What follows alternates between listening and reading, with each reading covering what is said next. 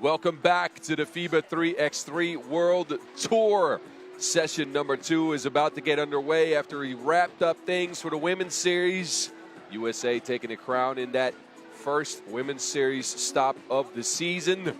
Before we continue, though, we have an opening ceremony for you, and then we'll kick off Pool D action. The Skyliners in their second game of today versus Shanghai, we will see for the first time. Stick and stay here. Check out the cool opening ceremony. I expect you to be here with me when I get back at 7:45.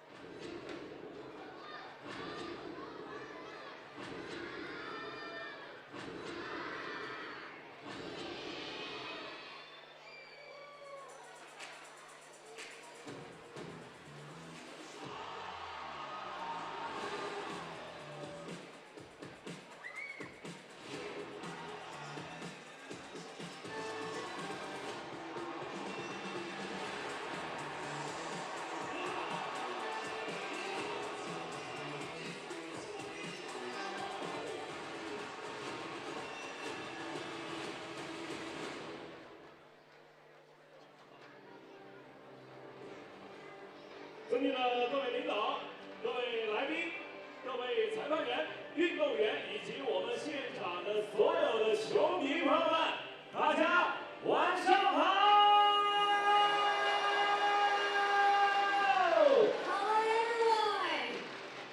大家好，欢迎各位来到2026国际篮联赛篮球成都大师赛及女子系列赛的开幕式的现场。大家好，我是今晚开幕式的主持人，来自成都台的明阳。让我听到我们现场最整齐的第一次呐喊好吗？你好，成都！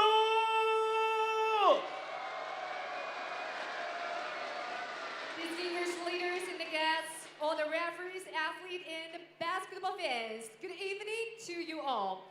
Welcome to the opening ceremony of the FIBA 3x3 World Tour and the Women's Series Chengdu 2026. My name is Josie Han. It's my honor to have you with us. 今晚，全球的目光将再次聚焦蓉城，世界顶尖球队齐聚成都，共同开启2028洛杉矶奥运会积分新征程。Today, the eyes of the world are once again on Chengdu. Top teams from across the globe gather here to embark on a new journey of earning Olympic qualifying points for the 2028 Los Angeles Olympic Games. 这是FIBA 3对3赛事扎根成都的第11年，也是我们这座城市蝉联全球典范城市的荣耀续写。我们以篮球为桥，以运动为媒，让世界看到成都的活力、热情和包容。 This marks the 11th year that the FIBA 3x3 tournament has been held in Chengdu, and also a glorious moment of the city as it retains its title of a Golden Model City. We use the basketball as a bridge and the sport as a medium to show the world Chengdu's vitality, passion, and inclusivity. 首先，请允许我们在开幕式的现场来共同感谢本次赛事的主办方。 本次赛事由国际篮联授权，中国篮球协会、四川省体育局、四川省篮球协会支持，成都市体育局、成都高新区管委会主办，成都高新区教育体育局、成都市少年儿童业余体育学校承办，成都市篮球协会执行。感谢以上单位对本次赛事的大力支持。First, please allow me to thank all parties involved in organizing this event. Thanks to FIBA for authorization, to the Chinese Basketball Association, Sichuan Provincial Sports Bureau, and Sichuan Basketball Association for support, to Chengdu Municipal Sports Bureau and Chengdu High Tech Zone Administrative Committee for hosting, and to all other organizing and executing units for their strong support. So thank you to all the above organizations for your strong support of this event.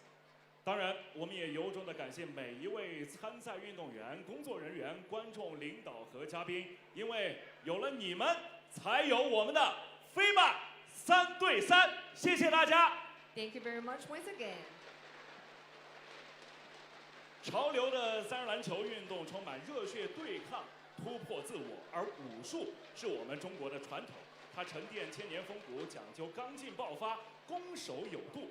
今夜呢，我们将以传统武术来亮相国际赛场，既是立足我们成都的本土文化，向世界展示我们的国风魅力，更是以武俱厉，以动共鸣，让东方武学的刚劲气魄碰撞三人篮球的潮流热血。Let's welcome the performance Wushu. When traditional Chinese Wushu meet the passionate basketball court, let's enjoy the stunning virile feast. 接下来，让我们共同来欣赏武术表演——消马力舞，舞耀蓝图。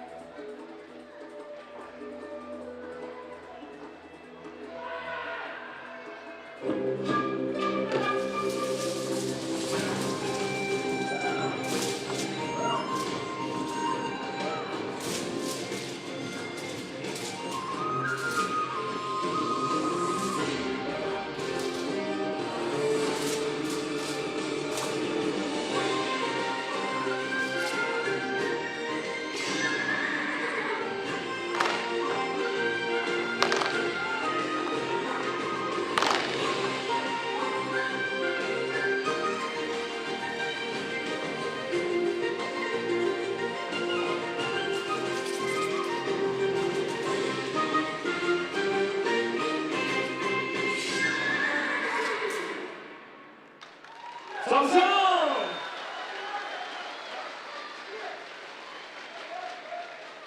谢谢，再次感谢我们的演员们。街舞早已是活力成都的闪亮城市名片，自由热血、潮力满格，浸润着这座城市的年轻态度。就像三人篮球一样，起源街头，超酷热血。大家也看到了，即将要登场的是充满我们未来感的机器人街舞合体秀。 律动豪情。Next up, a futuristic robot dance show. It shows the innovation and energy of Chengdu. So please welcome this special dancer with warm applause. 亲爱的朋友们，你们的掌声在哪儿呢？让我们有请特别的舞者。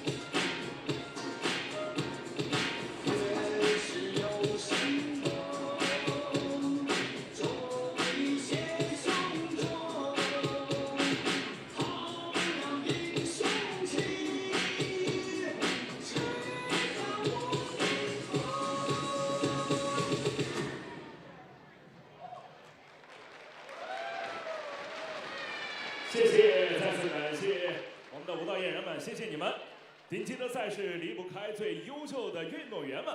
接下来把麦交给我们的赛事 MC， 让我们有请本次参赛的球队依次入场。好的，接下来让我们欢迎本次参赛的球队。Now let's welcome the teams。欢迎来自蒙古的乌兰巴托亚马逊队 ，Ulaanbaatar Amazons Mongolia。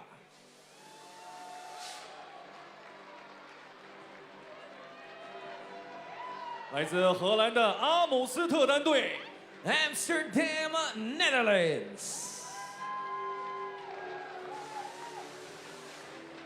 澳大利亚队 ，Australia。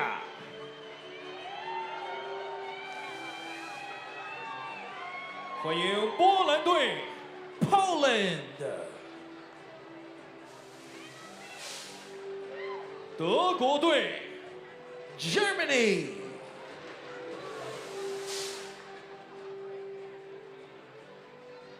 日本队 ，Japan。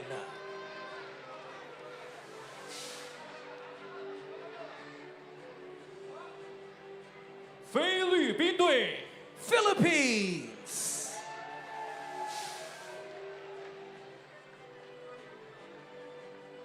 美国队 ，United States of America。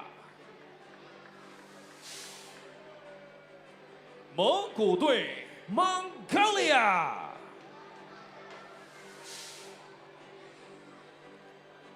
新西兰队 ，New Zealand。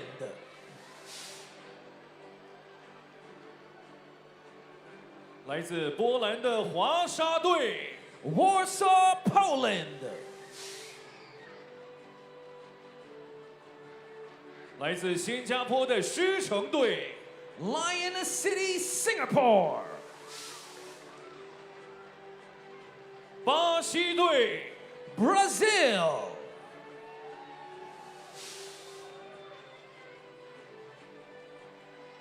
来自中国的北京队 ，Beijing China。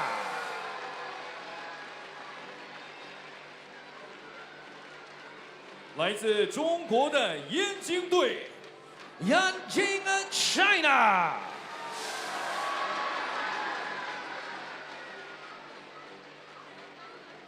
以及中国队 ，China。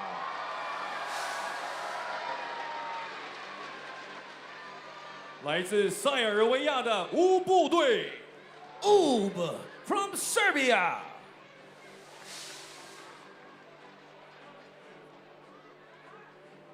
来自美国的迈阿密队 ，Miami USA。来自塞尔维亚的利曼队 ，Liman Serbia。来自德国的天际线队 ，Skyliners Germany。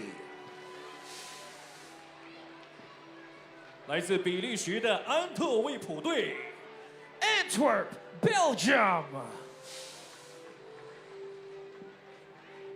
来自加拿大的多伦多队 ，Toronto Canada。来自蒙古的乌兰巴托 MMC 能源队 ，Ulaanbaatar MMC Energy Mongolia。来自法国的波尔多队 ，Bordeaux France。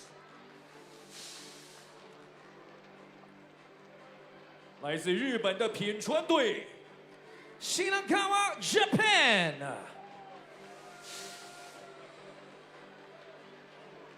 来自日本的筑波队 ，Tsukuba Japan。来自中国的德兴队 ，DeQing China。来自中国的上海队 ，Shanghai China。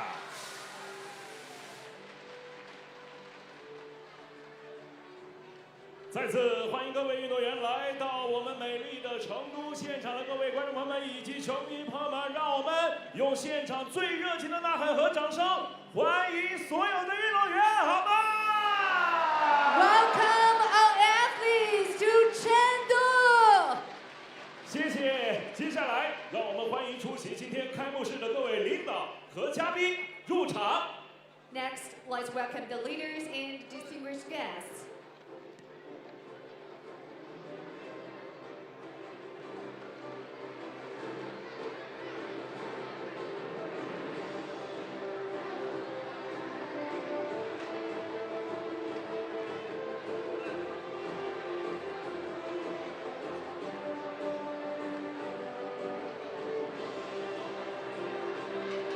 接下来，请许我们非常荣幸的为各位介绍出席今天开幕式的各位领导和嘉宾，他们分别是 Now let me introduce the leader and the guests. They are 国际篮联三人篮球赛事副总干事伊格纳西奥·索里亚诺先生，欢迎您。 Mr. Ignacio Soriano, FIBA 3x3 Head of Events and Partnerships.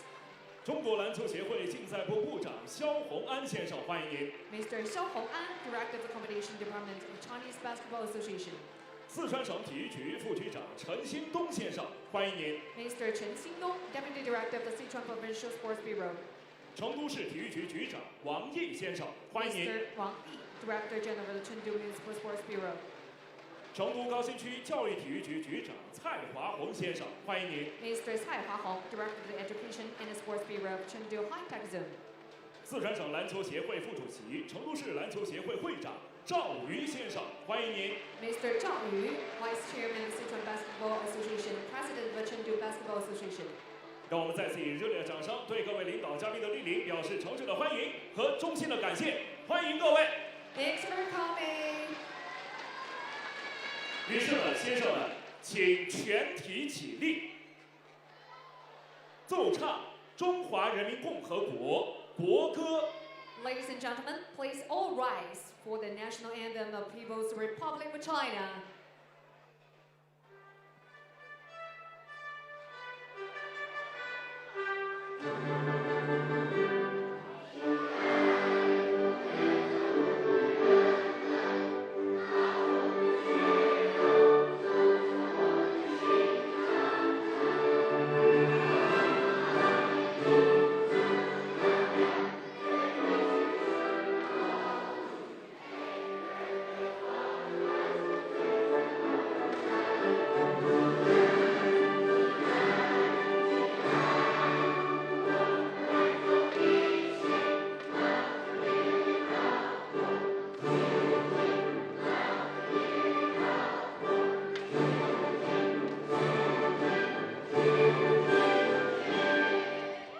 请坐。 Please be seated. 接下来，让我们以热烈的掌声，有请成都高新区教育体育局局长蔡华红致欢迎词。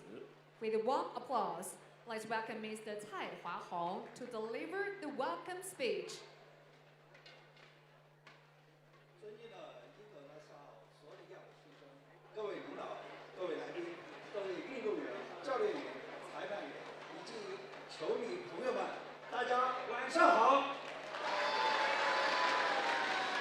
今夜我们再次相聚在成都高新区交子音乐广场，共同迎来2026国际篮联三人篮球成都大师赛的盛大开幕。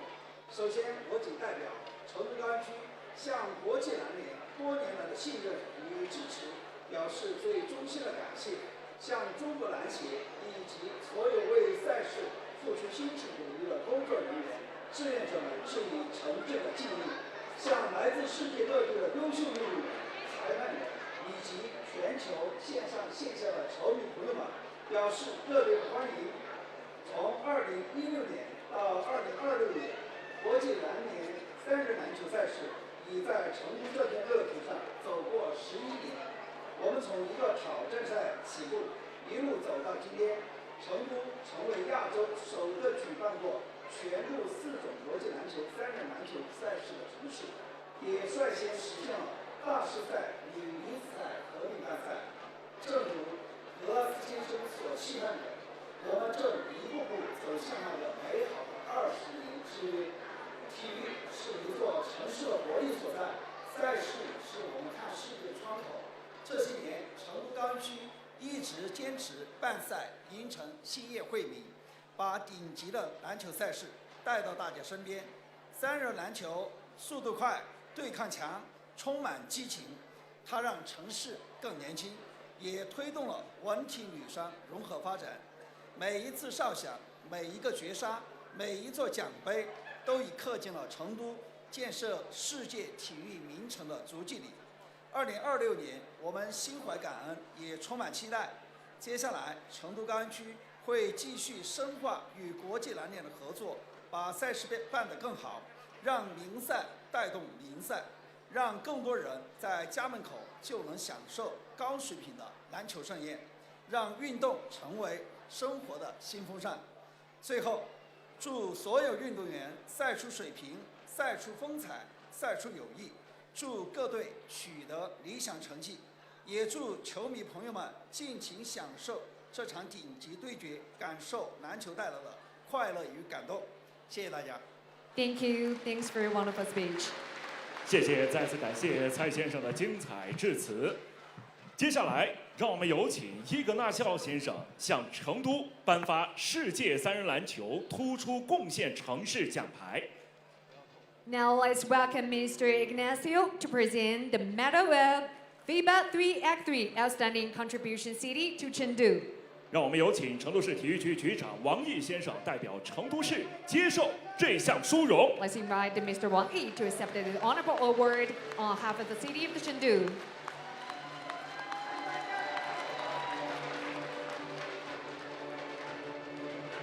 谢谢，再次感谢两位。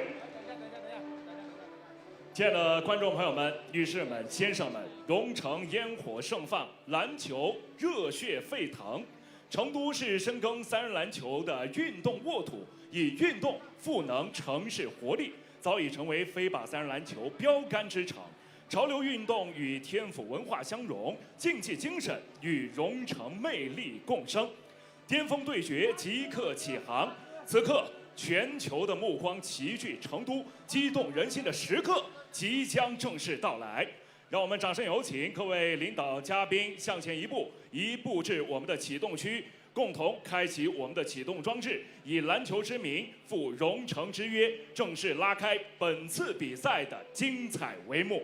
Ladies and gentlemen, now please join us in anticipation. Let's welcome all leaders to the stage. They will kick off the event. 接下来有请各位嘉宾共同向前一步，同时也请省体育局副局长陈兴东先生为我们宣布开幕。我宣布，2026国际篮联三人篮球成都大师赛及女子系列赛开赛。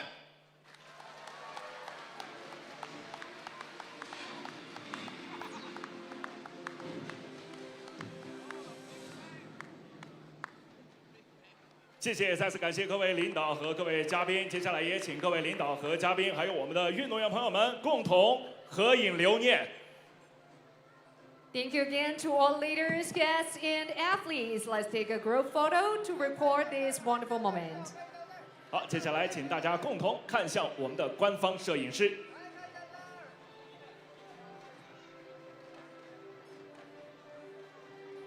谢谢。再次感谢各位，此时此刻，2026国际篮联三人篮球成都大师赛及女子系列赛正式开幕，也让我们共同期待运动员们在赛场上的精彩表现。请运动员们退场，也请我们各位领导嘉宾共同移步至观赛区，观看接下来的比赛。Please all athletes exit the venue. Distinguished leaders and guests, please proceed to the viewing area to watch the upcoming matches. Thank you for your cooperation. 也让我们全场的球迷共同来期待接下来精彩的比赛。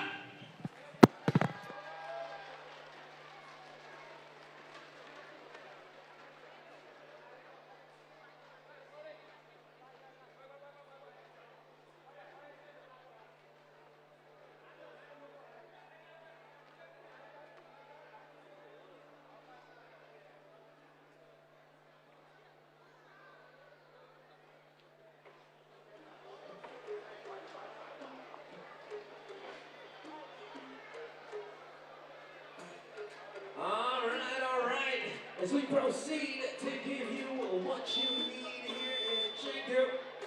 We are now in the World Tour. We got 6 games on the slate. It's about to go down. We had 6 games earlier. After these next 6 games, we're going to find out which 8 teams advance to the knockout rounds of the World Tour to take place tomorrow. So as he David, why don't you break down what games we got on the slate? Underneath the beautiful lights of the financial city, Twin Towers here in Chengdu is where we'll resume the action for the second World Tour event of the 2026 season. We just finished up the opening ceremony. That means we got all the pleasantries out of the way. We also finished up the Women's Series event earlier. USA taking the crown with some NCAA star power. Malaysia, full Wiley coming through late and clutching the games. It was Michaela Williams who picked up the MVP award, but now we got the men to sort out. Pool play continues for 6 more 10-minute sprints here from Jiaozi Music Square. And we start things off with Pool D, where the Skyliners, after coming in second at the opener just last week, have their backs on the ropes. They took an L to start their campaign to Antwerp. It was a 16-19 loss for the Germans in the Blue Threads. They bring a new ad. If you were just tuning in, Attila Demeter, the Hungarian national team player in years past, member of SG Marina Bay as well on the pro circuit, joins them to replace the injured Leon Fertig. Update on Fertig's injury is that he might be back this year. An ankle break for him. Demeter is joined by Kevin Bryant, their leading scorer in that loss to Antwerp. A 6-point outing for him.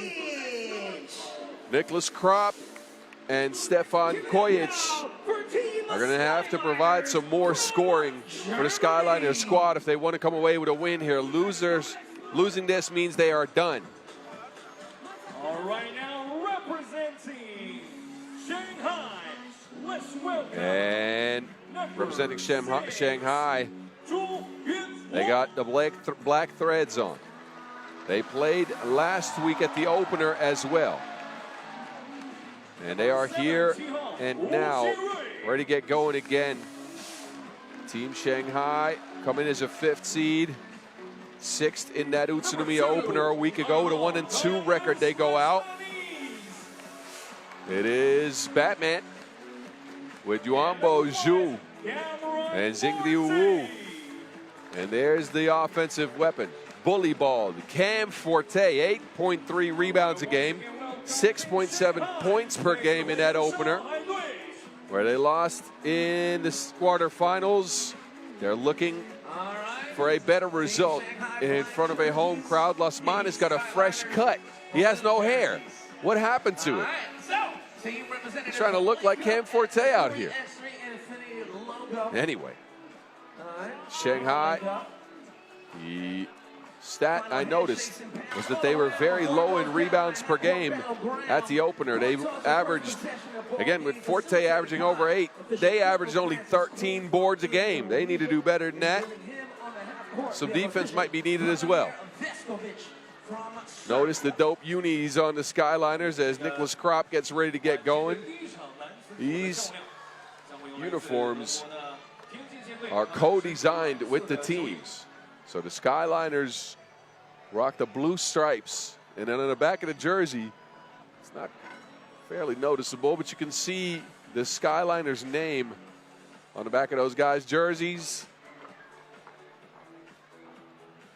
I think it's a dope concept, having teams involved in designing their own outfits to represent on the World Tour.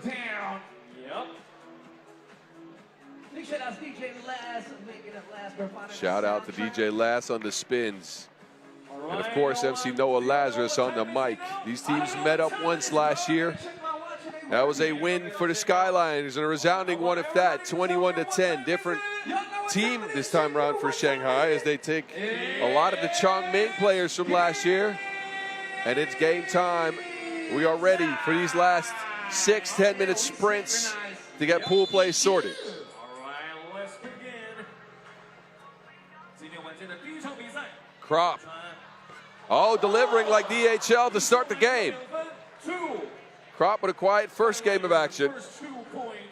Although he might have had the loudest point in the entire tournament with a yam on Augustine, but he only had 2 after averaging 8 early. Wait a minute. Wait a minute. They don't even let me finish my words. A spree of 2s to start the game here. Lasmanis separates. He avoids the long arms of Krop. And Kojic sprays the place as well. Forte bully balled straight through the chest of Bryant. And that ends on an offensive foul.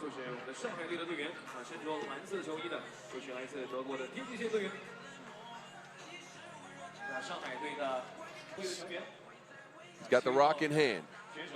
Trying to go at Lasmanis. Koya against Forte steps into a 2-piece. That is number 2 for the chef. The man is cooking some Tavapi. Stefan Kojic with a throwback performance. Splash. And that is his 4th point of the game.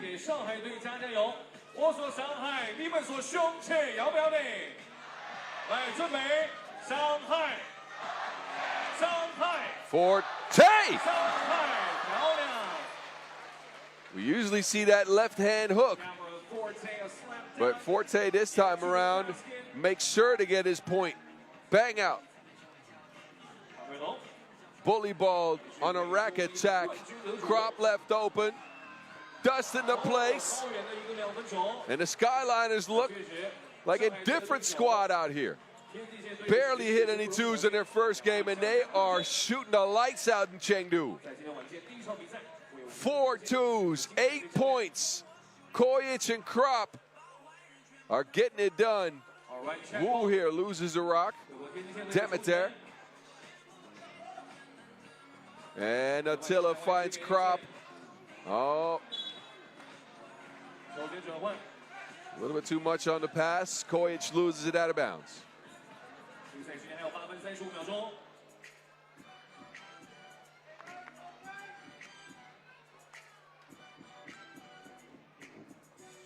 Lasmanis. Him and Forte link up it again. You know where this is going. Well, Brian holds up. 2nd attempt for Forte. No good. 3rd attempt blocked by Demeter. The Skyliners are sending 2 people at Cam Forte. First, Brian holds up a couple times, then Demeter flies in there, pokes it out of bounds. Wu to Forte. Back to Wu on the drive. And again, it's Brian breaking up the play. He is everywhere on defense.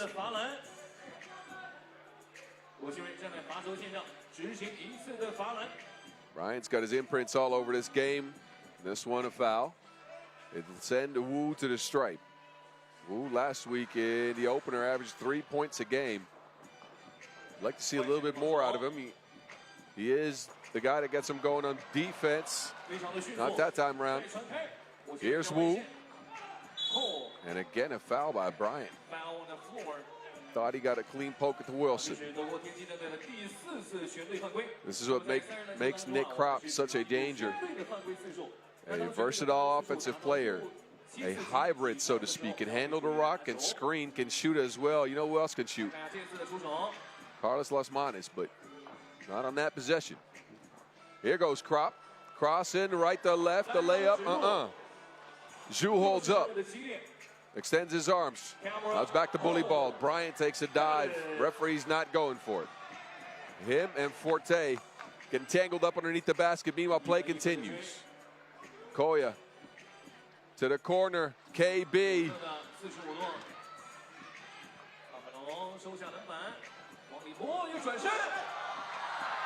And Forte again just off the mark. A couple of misses that you usually don't see from Bully Bald.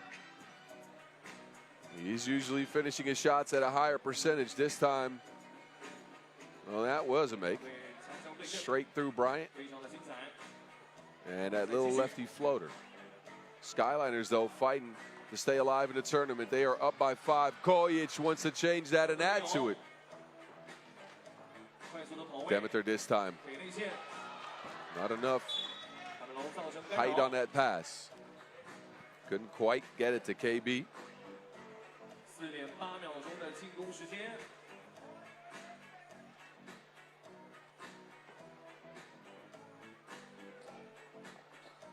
And Krop wants another one. That is a technical foul for flopping. That will be a technical foul on Team Skyliners. We've seen a couple of those today.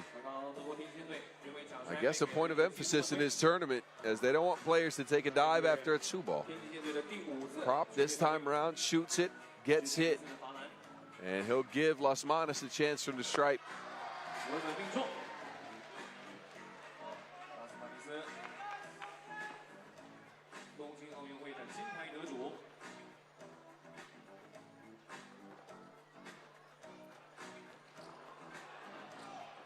Forte loses it. Not his best game so far. A couple of missed shots and a turnover here. Attila. KLM. Slow steps. Vintage Las Manas on the take there. My man's crafty. Attila almost loses it. Forte, no defense on Kojic. You don't want to leave that man alone. Third two-piece for the chef. Oh, Krop, take that home. Go away. Kojic again, no. Krop has it. Krop on the drive. They go straight at Forte, and Krop scores again. The Skyliners are attacking Cam Forte, but you know what? Wu joins the two-party. All right, TV timeout. 来，我们再次看一下镜头，我们准备来，我们做一个 TV timeout in a high-scoring affair here. It's Carlos Las Manas to lead Shanghai with 4. Wu with the last poke. He joins the deep end.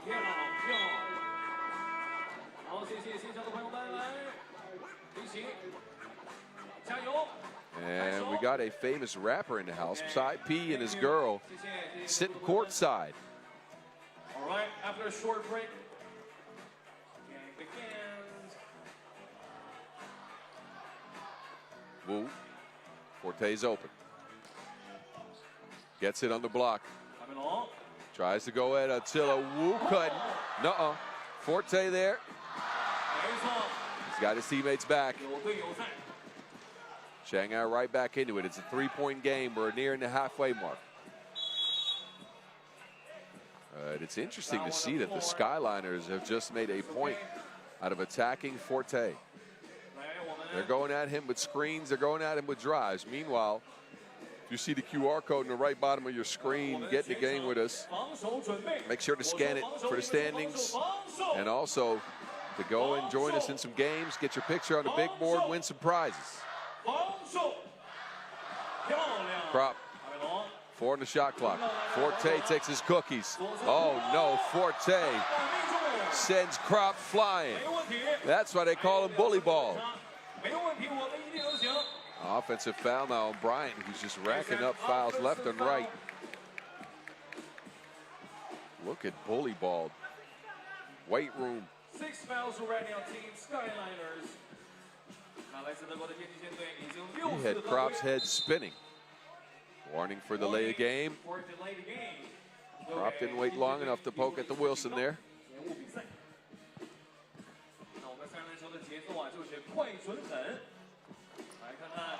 Zhu. Crowd on their feet. Zhu with 2 hands. So Shanghai, after being down by 5, they fight all the way back. Krop looks at a 2. Nicholas is bringing the gifts.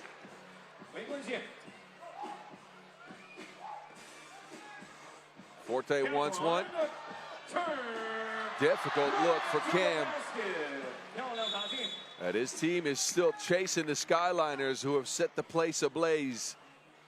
I don't think they've scored from one. 14.72s for the Skyliners. And all Shanghai has to do is go to the basket. That's been working for them. Kojic. Oh, the chef. A vintage Kojic game. He's got 7. KLM. Looked at one. Sidesteps. No space. Wu now. He takes a step back. Xingriu, no. Forte, yes. And Kojic wants to challenge. Kojic wants to challenge the shot clock, which could mean this is wiped off. If that shot didn't leave Xingriu Wu's hands when the yellow bar on the shot clock light on the basket went on, it'll mean this score is wiped off. For now, it'll say 15-13. Wu, that's close. Nope. This will be waved off. Look at that. Yellow bar is the mark.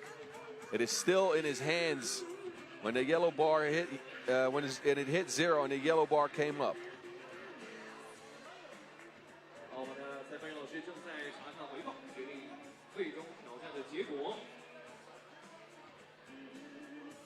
Good challenge by Kojic, it seems like. Let's see what the referees do with it. They get the same angles we're seeing in our screens.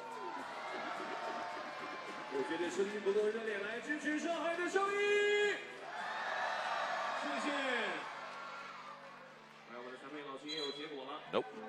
There we go. Challenge is 1. Score wiped off. We go back to a 3-point game. 4:19 on the clock. The Skyliners are up. They got their backs on the ropes, however. They need a win here. If not, their campaign in Chengdu ends in pool play. Kojic. Some frustration with Kojic. He thought Krop was going to be moving. Krop had some other plans.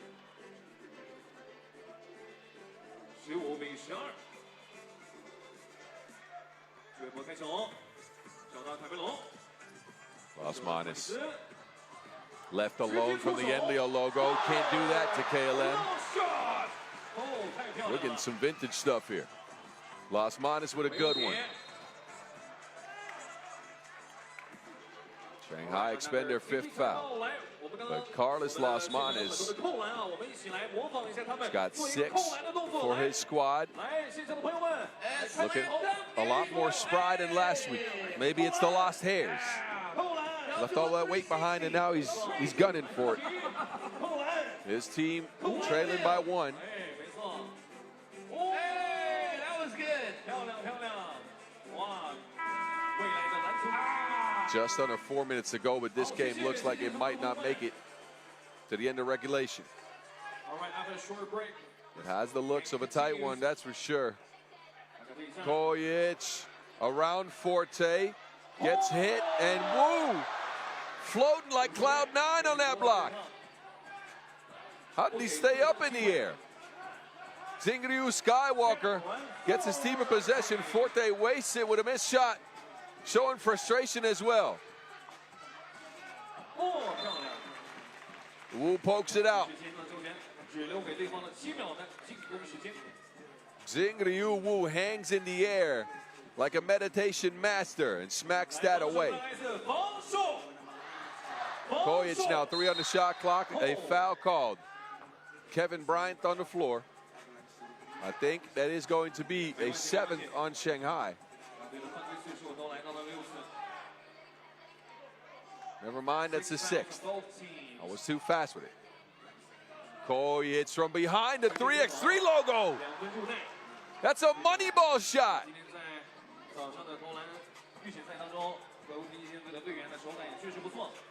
Wu going at Koya. Wu, no. Forte's upset. He wanted a rock. Didn't get it. Give it to Kojic. The chef is cooking. KB, yes.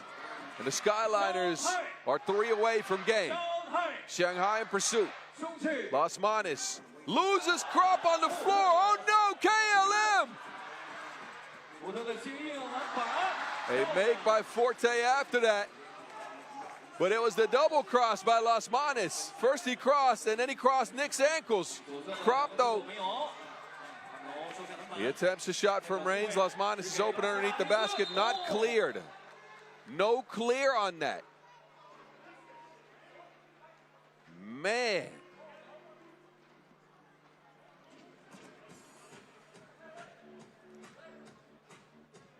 Kojic is working on a 9-piece special. Orders up for the chef with a Michelin star dish so far. He continues. Takes it at Forte. Wanted a foul there. It'll be out of bounds off Shanghai. 3.7 left. Koya says, I want the check. So it's Koya against Wu.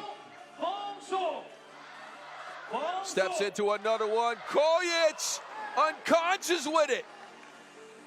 He can't miss. Wu over Kojic. No. Skyliners got game point, 20-15. Give it to the chef, please. Krop wants to take it himself. That is it. That is it for the Skyliners. It is Krop to deliver the kill shot. And the Skyliners keep their hopes of continuation in this tournament alive with a victory over Shanghai. And Kojic, Stefan Kojic, throws it back. The third leading scorer in World Tour history was crafty in an arts class in this one. He could not miss. 11 big ones for the chef. And his team takes a W. They'll end their pool play campaign 1-1, and they'll have to wait out the result of Antwerp and Shanghai, who will meet up later. You enjoy the moving pictures in this one, as this was, well, interesting. As you see Forte put on the wrong color jersey. Anyway, a good game to start the second session of action here. Take a stay here as we continue Pool C action with Liman and Toronto.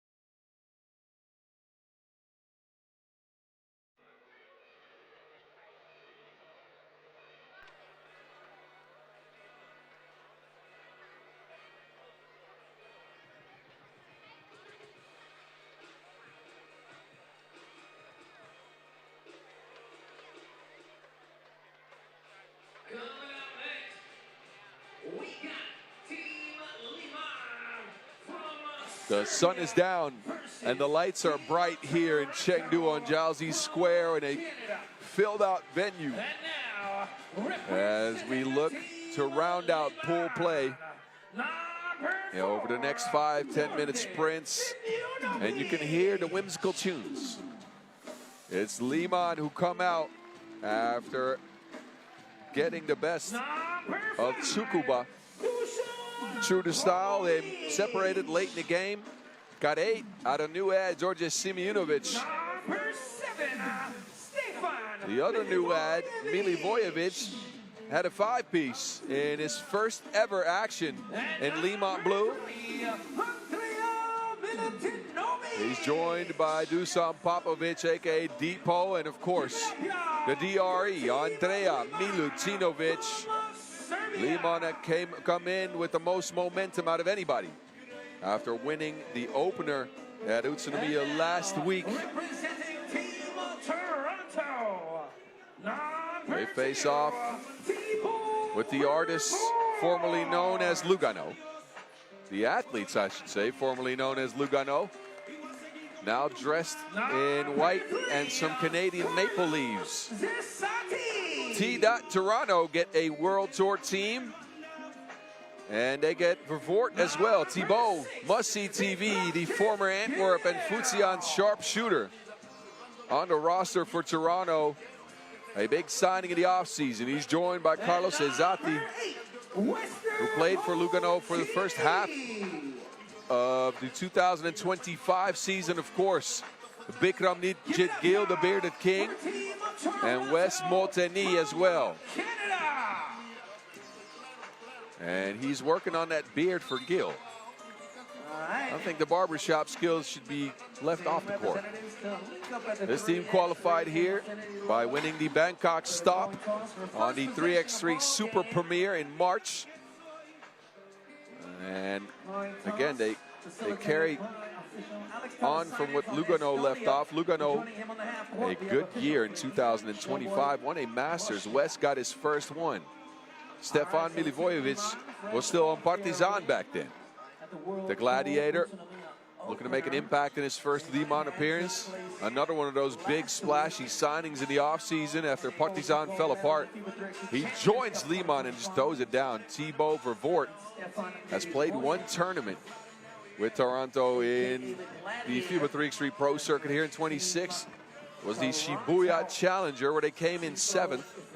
And let's just say his debut wasn't great. Didn't shoot the ball particularly well. Matter of fact, his team from 2-point range in 3 games went 6 for 54. That is 11% for the people of you that can do quick maths. I wrote it down. I don't have to do quick maths. 11% from range. They're going to look to improve on that because this team's built on grit, on grind, but also matching size inside and shooting from the outside. They have a tough task ahead of them as Liman is unbeaten in 6 World Tour games in 26. The DRE out to the Gladiator. Shares it. Simeonovic with the finish, and Liman get a quick score. Vervoort working on the screening game. You can already tell there's going to be some 2s in this game. I don't think I need to tell you all that. But in case you're tuning in for the first time, Toronto will shoot, but Liman shoots, and they don't have any blanks on him. A 3-zip start for the boys in blue. Vervoort, float game. And that is kept in bounds somehow by Dr. Dre. Andrea Milutinovic saves it. It ends up a miss. Vervoort. Kicks it to King West. Vervoort, a look at things. Must see TV. He's starting this World Tour year off right, at least. That Challenger might have been some growing pains still. Bit Gill to the basket. Floaty off the glass. And it's 3-3 just like that. 3-3. We tied like shoelaces.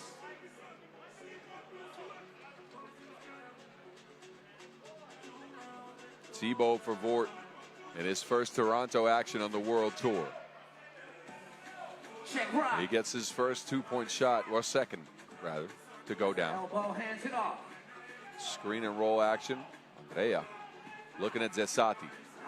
Andrea can't get the second one. For those of you that have watched the America Cup, you might have seen Carlos Zesati in action for Team Mexico. Must see TV. Off balance, it doesn't matter. This is why you have to tune in to this guy.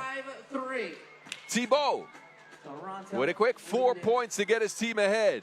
Off balanced, hanging in the air, defense draped all over him. But this is a plus level shot maker when he's on fire.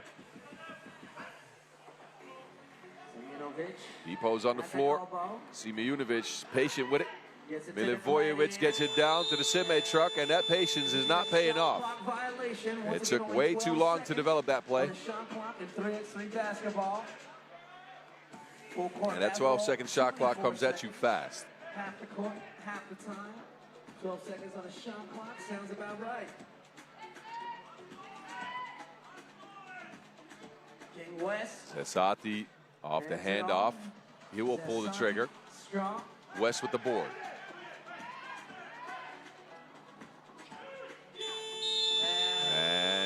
also take too long. Toronto does. Not enough time. So a couple of shot clock violations here. I implore you, by the way, to hit us with a like and a subscribe here on YouTube. Of course, hit us up on socials at FIBA 3x3, at FIBA 3x3, 5-3. and at 3x3 WT. Melly. Off the back of the rim. Rebounding game might be going Toronto's way. They are one of the taller teams in the field. They got King West underneath. He kicks it. A bearded King now. King to King connection. And it's Big Gill to finish it off. Now he has to deal with Simunovic. Milivojevic right past the defense. Overshoots that layup by a lot. No good. Didn't know if he was going to pass or score. And ended up Toronto ball. For Vort. Hesitates. Another fadeaway. And West dominating the glass right now. West, not the youngest of players anymore. He's been on the tour for so long, but look at him. Whistle. So Molteni will get fouled. And we'll get a TV timeout. A 7-3 lead for Toronto over the hottest team in 3x3, that is Liman. They've been more physical than the Serbians. They've dominated the glass. And they are up because of it. We'll see if they can hold on to that lead. I mentioned West's age, and I want to be respectful about this. The man is 39, but he looks 26. I'm not sure how he does it. Gill. Gill. Offline. Popovic with the board. Andrea Milutinovic. Milutinovic. Hasn't scored much in the tournament. 2 points per so far. He's got 2 this one. And it's Depot bringing it home. Miss off the miss with the putback, Popovic. Toronto keep it moving. No good. And a double foul underneath the basket. So both teams bringing a lot of physicality here. The referees have finally seen enough. The pushing and shoving needs to stop underneath the basket. 2 fouls each only, though. For Vort. That's a couple of 2 pieces to his name. It's the DRE leading Liman.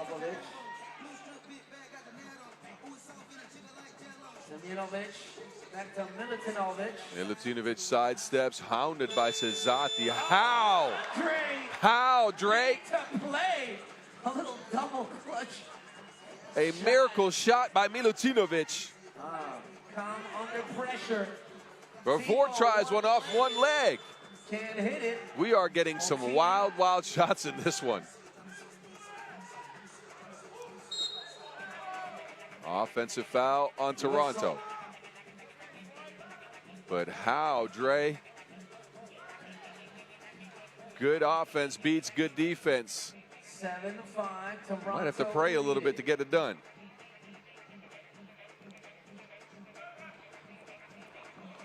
Milutinovic puts on the afterburners. This is something the man can do. The Gladiator can get to the rack. He can put pressure on the rim. He's got the speed and he's got the athleticism, and now he's got the quick hands. Sime Unovic, the Sime truck, can't get it to go. 2 ball off the mark, back to Toronto, swing it around. Zesati, scoop-de-doop, and a foul for Carlos Zesati. The man is all arms and legs, and he uses them to his advantage on this possession. According to my podcast partner in crime, Vince Chang, this man meditates before every game. He calls him the Mexican monk. Free throw. I think we might have to check with him whether that's a good nickname or not. By the way, if you haven't listened to that podcast, at Word on the Streets, replace the E's with 3s as Sime Unovic will get it 2 to go down. exactly at the halfway mark. 5 minutes remaining in the game. It's Georgia with the range and the touch. Right across the board, both teams are He is such a versatile offensive player. Score in the paint, he can screen, he can drive at you, and he can shoot it as well. So far, that ad is working out. He has 11 in the tournament.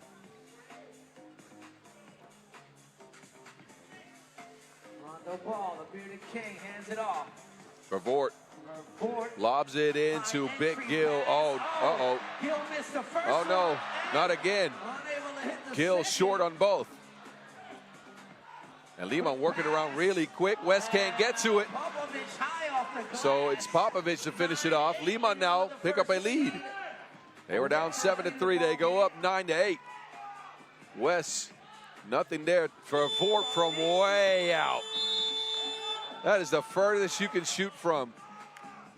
But a disjointed possession from Toronto follows this make by Dusan Popovich.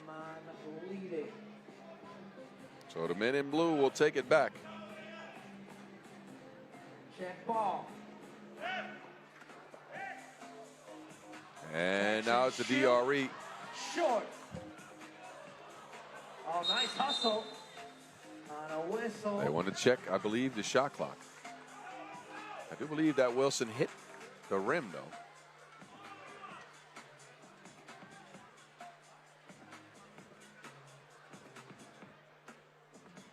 And while the cameraman at his baseline was launched off of his chair, apparently he is okay. That might be the most dangerous position on the court. I wouldn't want to be in his shoes or on his chair. High post look for Liman, and Simeonovic takes it straight at the king. The semi-truck earned his nickname within one tournament for a reason.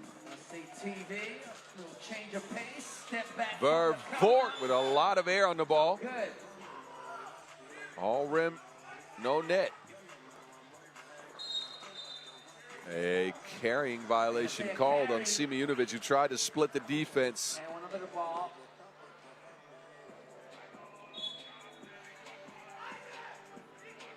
Another tight contest. It's been a day filled with close games. We are 7 down. And we got 5 to go, including this one, before we know which 8 teams will move into the knockout rounds tomorrow with a chance at the second Masters crown of 2026. A young season, but a highly entertaining one so far.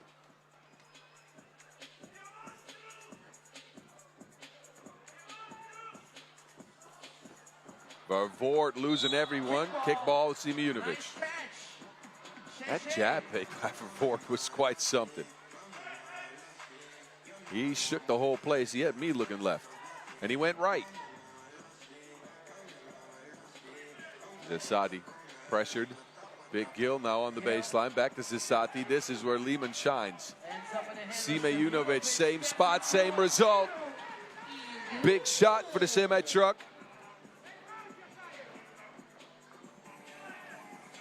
Toronto not able to match the offensive output of Liman. And now are forced to foul. Simeonovic gets wide open, and everybody just leaves him after that hustle play. And he knocks down another 2-ball. And is again leading the way for a Liman squad that is very happy to have deployed his services, I'll tell you that. I talked to their coach last week, and he said, man, Georgia found a way to score it every time we needed it. And I don't know how. And he does it again. 6 in the game, 14 on the tournament for Simeonovic, who will now take a well-earned rest. And with the physicality of this game, you have to think that plays into Liman's favor. They like to play a grind and grit style, and they get enough shots to go down to get you late in the games. We saw it against Tsukuba, where they separated in the last 3 or so minutes. We are there with Toronto, although must-see TV is just attempting some craziness. Some craziness. And a foul on the floor now. Some frustration by Vervoort. He felt like he got fouled on that one-legged shot. He will head to the bench. Referee Talasainen is telling him to calm down. He gives him a warning for behavior, but tries to talk to him first. I like that. Solving things with words first. A warning issued, so Vervoort will have to keep his mouth shut from now on, or at least be nice about it if he says something. Milutinov to Simeonovic. And he continues to pour it on. Zasadi can't save it in bounds, and it will be Liman ball. So first it's the offense, and then he follows it up with some defense. Simeonovic all by his lonesome. Another one, yes! The man's behind the arc like a lightning wizard. That's a gaming reference for all y'all nerds out there. The Saudi has not had the best game of his career, I'll tell you that. 1 point for the Mexican. Simeonovic separates, gets it down to Milivojevic. And the new guys connect for Liman. And all of a sudden, and like we said, Liman likes to separate late. It is 16-8. It was an 8-8 game. And it's an 8-zip run for the Serbians, who now look to go 2-0. Great pass from Simeonovic. We saw some of that the ball handling and playmaking chops when he played for Taipei Wanbao last year, but that team was rarely featured on the World Tours. Now he's playing underneath the big lights. And Liman get another stop. The physicality and the discipline of their defense is incredible. At the opener last week, they kept teams to 12.4 points per game. They only got to the 21-point mark 2 times out of their 5 contests. So that was a true defensive masterclass. Oh my goodness, Depot missed the layup, but a touch pass was beautifully executed. Vervoort. The spacing for Toronto is a little bit off. Vervoort was looking for somebody to roll to the basket. Big Gill was looking for pop.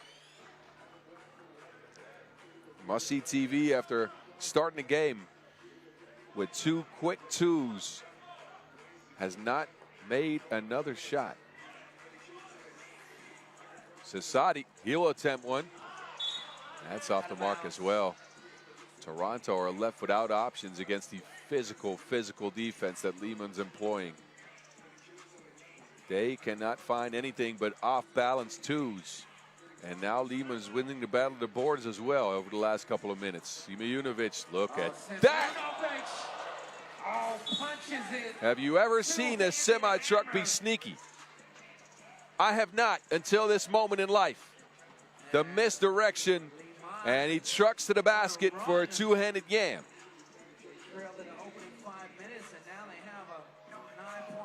9-point lead. Toronto finally get a score. But we're under a minute, and the writing's on the wall. Milivojevic, 2 balls up. Depot with the board. Milivojevic around the king is fouled on the play. The score will not count. That came after the whistle.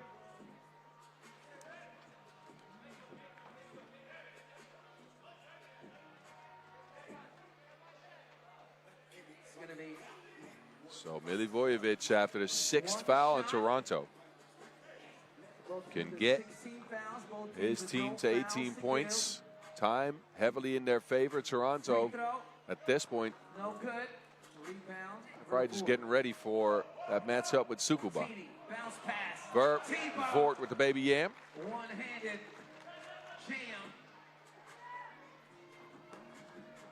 Milutinovic, good looking shot. It trickles in. Milutinovic now has 3. Toronto get a bucket. Milutinovic from the corner could end it with a 2.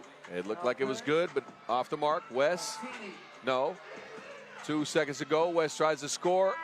It will not go, but it does not matter. Liman squeezed Toronto on their way to a 19-11 win. Milutinovic with the last bucket. He ends up with 5 points. The big one, though, for Liman, George Simeonovic. You can see him on your screen right there. 10 points.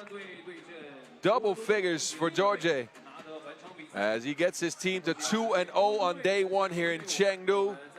They will headline their Pool C and will move into the knockout brackets. Toronto will have a play-in game left with Tsukuba to close the day's action. We'll know who moves on after that. Enjoy the moving pictures. We'll get things turned around. Ulaanbaatar lace them up after sneaking a win over Miami. They'll face off with Shingawa in 5 minutes.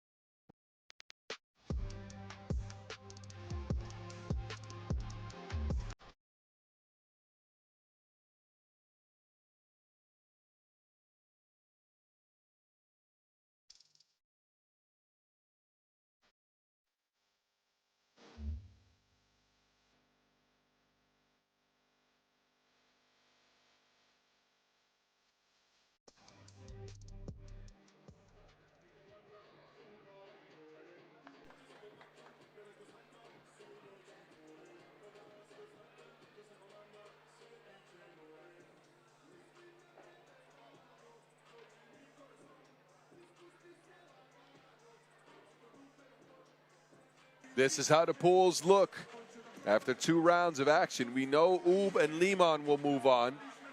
The other 2 pools still very much undecided, with Miami at a 1-1 record. That will matter in the next game coming up, as that pool will be decided after this game.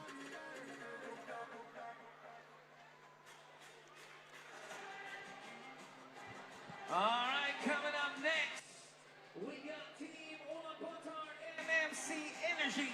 The Mongolians for Ulaanbaatar MMC Energy come in with a 1-0 record. And now, representing They were down big against Miami throughout the game. It was 11-5 at one point. Miami got up 19-16 again, but the Mongolians closed it out on a 5-1 run. Ulaanbaatar got it to 20-20, and then it was Ulaanbaatar with a flip shot in the last second that prevented overtime and got the Mongolians the win. Their new ad shined. Nars Miezes in that game was spectacular, shooting from the outside and distributing the rock as well. Durkanyam Davasamu played a good game too. He had 6, Miezes had 8, and they could go 2-0 here if they can just take down Shingawa. Shinagawa's game against Miami did not go so well. They opened up today's action at 10 a.m. with a 21-16 loss. They let Miami shoot 3 of 8 from range, and they couldn't muster up anything over 1 for 5 themselves. Ruka Ohashi, the new ad, looked really, really solid with 6 points. He's joined by the legend himself, Tomoya Ochiai, Hayate Suzuki, and Vonnie Scott came over from Kanazawa. Vonnie with a quiet first game in Chengdu. 4 points only for the big Canadian. He's usually the focal point of the offense, but had to get Ohashi involved. He hit all of his shots from inside the arc, though, so I think a wise plan for Shingawa would be to feature him more. It remains to be seen how well he will hold up against the physicality for Ulaanbaatar, though, as the Mongolians, as we know, like to grind games to a complete stop.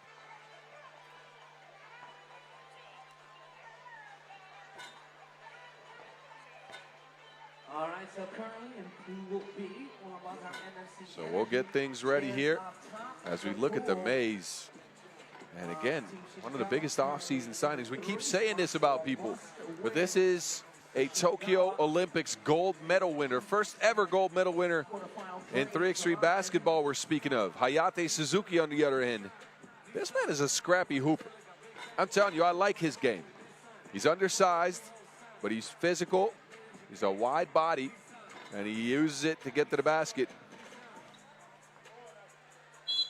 All right, they get their chance to warm up a bit. And he is going to be a big part of what Shingawa is doing. Has been a big part of that as well in the past. They're leaning on him to get him some twos as well. But looking at my watch, it's about that time, MC David. It is about that time, though. It's Mongolia versus Japan. Ulaanbaatar versus Shingawa. In a sprint to 10 minutes or 21 points to close out Pool B.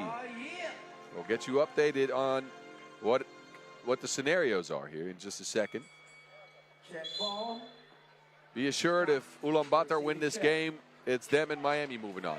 Now, if Shingawa wins, a lot changes. The worm gives it up. There's Suzuki. Almost gets that shot up, too. Aggressive move by Suzuki. So Suzuki will be fouled in the act of shooting.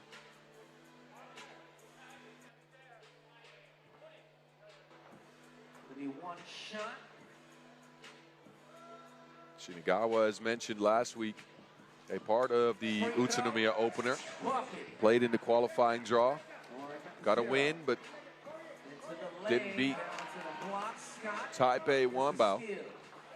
Who ended up moving into the main draw. Suzuki, Scott, Cookies took the maze to the rack.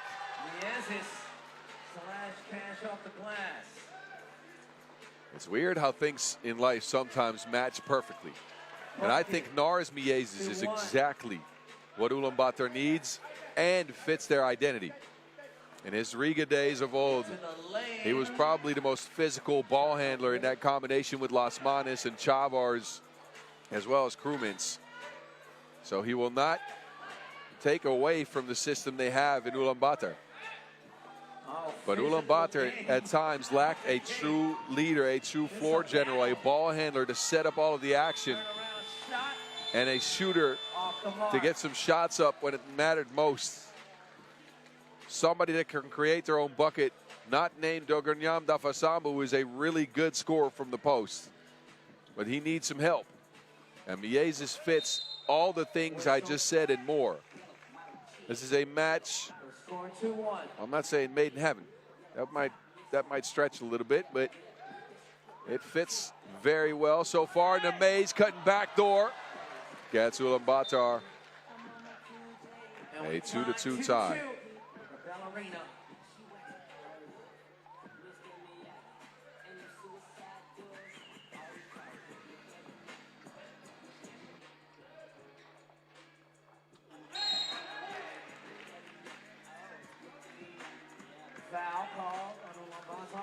Foul Ulaanbaatar.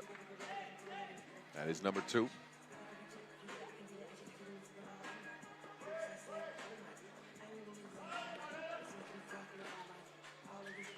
They try to get it to Scott under the basket. He is fouled. Scott should, and I think eventually will be, the most dangerous offensive weapon that this squad has. The man is a gifted scorer, a load to handle when he puts his head down and gets to the basket. last year while playing for Kanazawa in 3 events on the pro circuit. He had 30 drives. Foul. That tells me he just attacked. To quote my colleague and partner in crime, Colin Montgomery. The man went Leroy Jenkins. So far for Shingawa, he's trying to be a team guy. Davasambu held up by the worm. How many times have those guys clashed? Down low, Bonnie on the block, patient with it. Shingawa take a 2-point lead early in the game. Hands it off. Jesus gets to the paint, and it ends up being a Davasambu free throw. That Ulaanbaatar get out of this. The Mongolian men who saw their ladies teams both exit in the quarterfinals at the women's series stop. There's a whole Mongolian family thing going on here. Steve Sir here as well, the coach, of course, and recently added member to the roster. The sharpshooting legend is 43 years old, but he may be back on the pro circuit in 2026.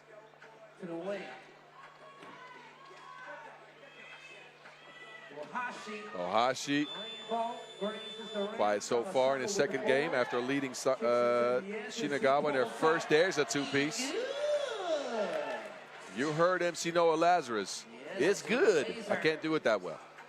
Nuh-uh. Don't do it. Don't come in the paint with Davasambu there, Ang. But wants to add with a 2-piece. Whistle on the floor, another Ulaanbaatar foul.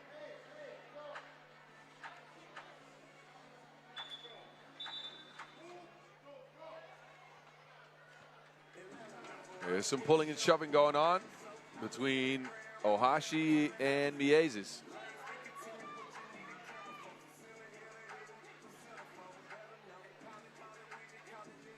They are going to take a look at things. All right, referee to the scores table to review. See if there was anything egregious. This is off ball, so I'm not quite sure of the rulings. I need some of my referee friends to chime in. Maybe they can tell me. Here's Scott, who gets hit in the grill piece. Doesn't get a call. He's on the bench right now, frustrated, being talked to by Suzuki. So both teams will go to the sides as referee Donald Quinn is trying to figure out what all happened there.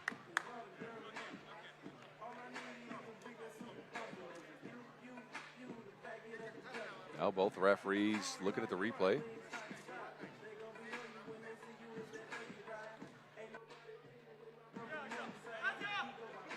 Curious to see what they are looking at.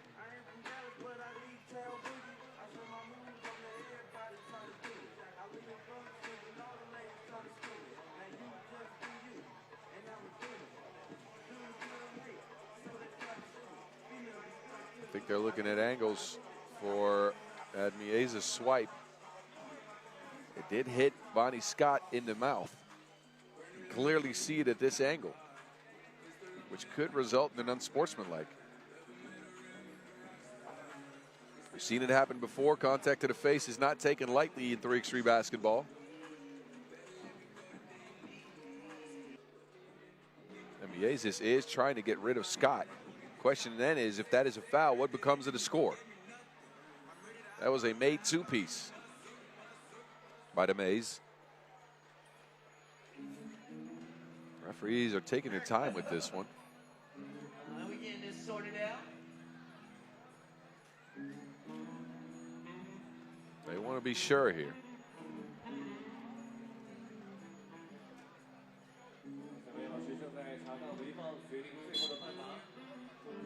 Unsportsmanlike foul handed out to Miezis. Gonna be 2 shots. 2 shots coming up for Bonnie Scott. So I guess the score will count. But it'll be 2 fouls assessed to Ulaanbaatar. They're now at 6.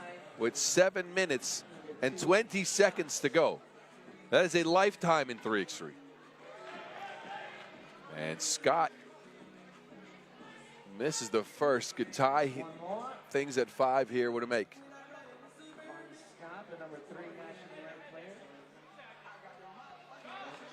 Second one's good. It's the second one, so we split some. And they get possession 5-5.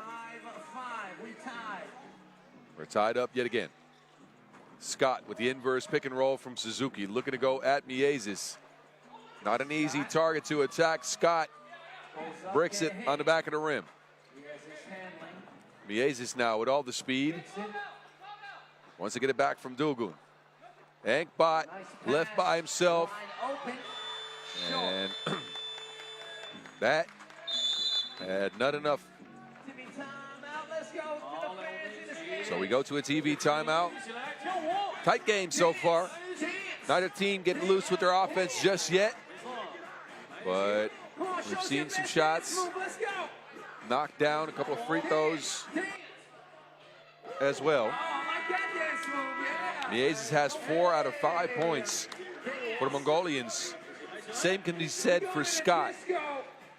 He has 4 of his own.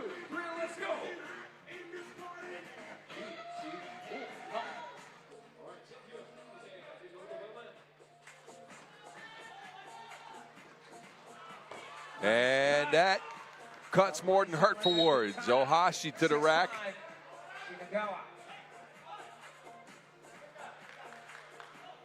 Good off-ball action for the Japanese squad. And Ohashi's getting involved now. If you haven't done so, scan that QR code at the bottom of your screen. Get involved with us. Take your photo to the giant screen here in the venue. Play games, win mini balls from the couch to the half court. Join us by scanning that QR code.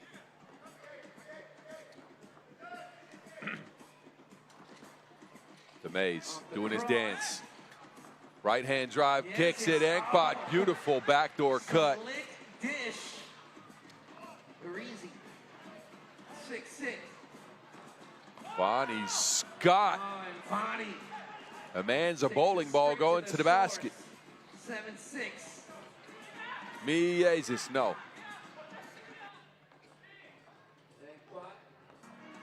Durgam straight through the chest of Suzuki. And they're going to call offensive. It's called an offensive foul. Suzuki catches the contact right in the chest region.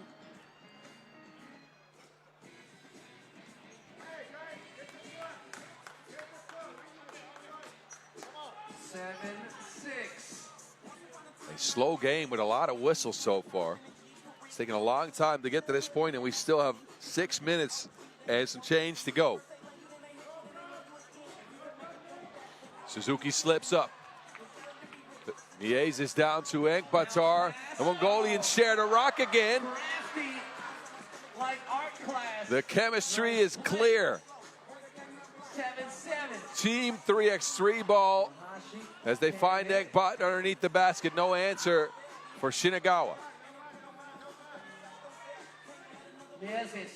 Miezis, oh, he loses. Ohashi, Miezis. Safe to say the new environment has Miezis happy and buzzing. Body's on the floor. Ulaanbaatar comes away. Miezis steps out of bounds.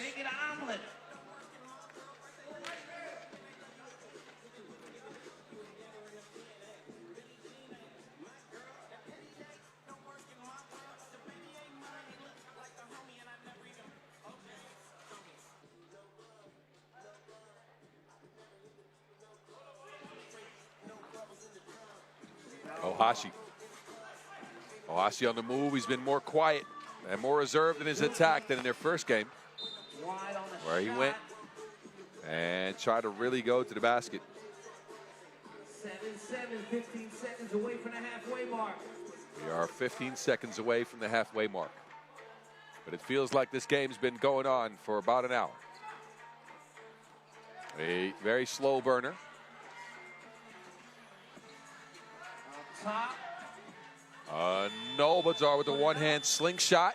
Rebound on Chiai. Ochiai secures the board. Sorry, it's Shingawa that are more physical than expected. The worm Hit him with the fader. is getting faded. 8-7. Oh, Miez's change of pace. Norris, no. Gets his own rebound. 3 sets. Miezes crosses right to left, left to right to the bull. Back to Miezes. The bull gets the board. Sambu down low. And he cannot get the score. Ties again. The third attempt. He's now on the baseline. Oh, a wrestling match. Oh, It's Davasabu wrestling. who was out there wrestling underneath the basket. 3-4 attempts. And then he gets his arm caught underneath Ochiai.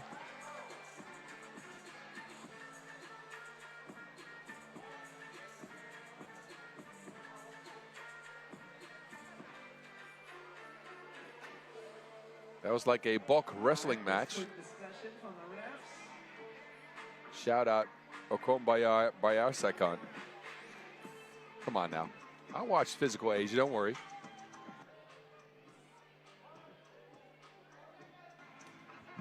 It'll be Mongolia Rock with 10 seconds on the shot clock.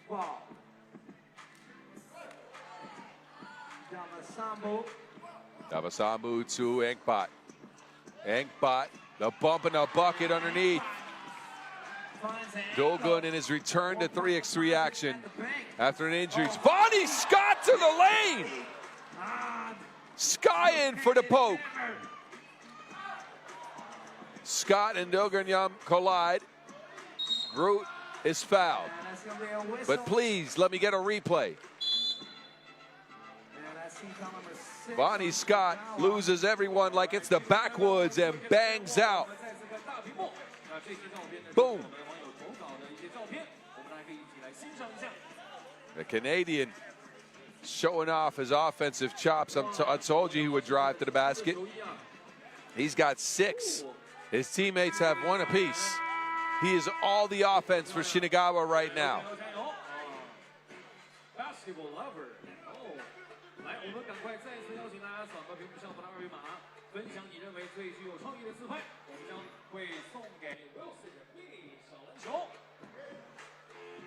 It's the last play as Groot got hacked. Shingawa apparently has some lumberjacks. All right, I'm done. I won't do any more jokes. At least not for now. Lane violation. Shingawa ball. Check up. Ochiai down to Vonnie Scott. Scott 4 in the shot clock. Scott left to right, fades on the 2 ball. Miezes gets it. Screen action now. Another double screen. There's a lot of those. And it leaves Ulaanbaatar wide open. Scott again to the rack, hangs, and it's just off the mark. Engpat's open now, waits. What a pass by Engpat. I think the chemistry between Ulaanbaatar and Miezes is looking quite sharp. Engpat with a late pass here. Miezes with a push shot off the glass.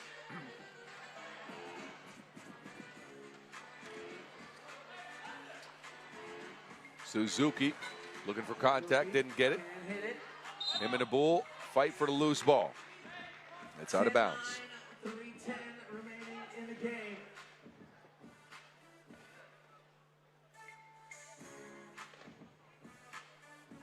Check ball.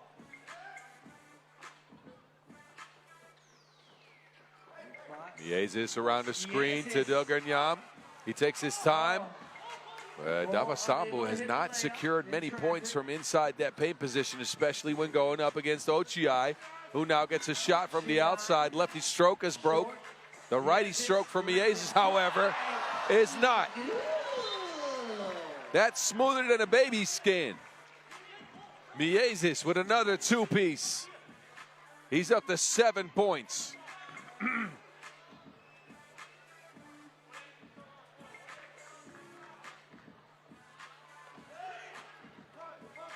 Scott off the Ohashi's screen. He'll go at Miezis. Continues his scoring ways. Hands it off. Kicks it. Ulaanbaatar on Ulaanbaatar.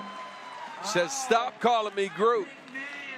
I'm the big man around here. Takes a drive to the basket. A double bump, still finishes. The 7th foul on Shingawa. It puts Groot on the stripe. He can get 2 more. A 3-point lead for Ulaanbaatar now. On Ulaanbaatar, who was relegated to playing the point guard position for this team for a few events last year, as they got hit with a lot of injuries. Back to his regular role of screening and rolling and some handoff deceptions. His team's up by 4. And Shingawa need a bucket. If they lose, they're done. We know that. Scott from way downtown. He almost made my voice break. On a Saturday, 2-point deposit. Oh my. Vonnie Scott showing off the range, hitting it off the glass like a good bartender.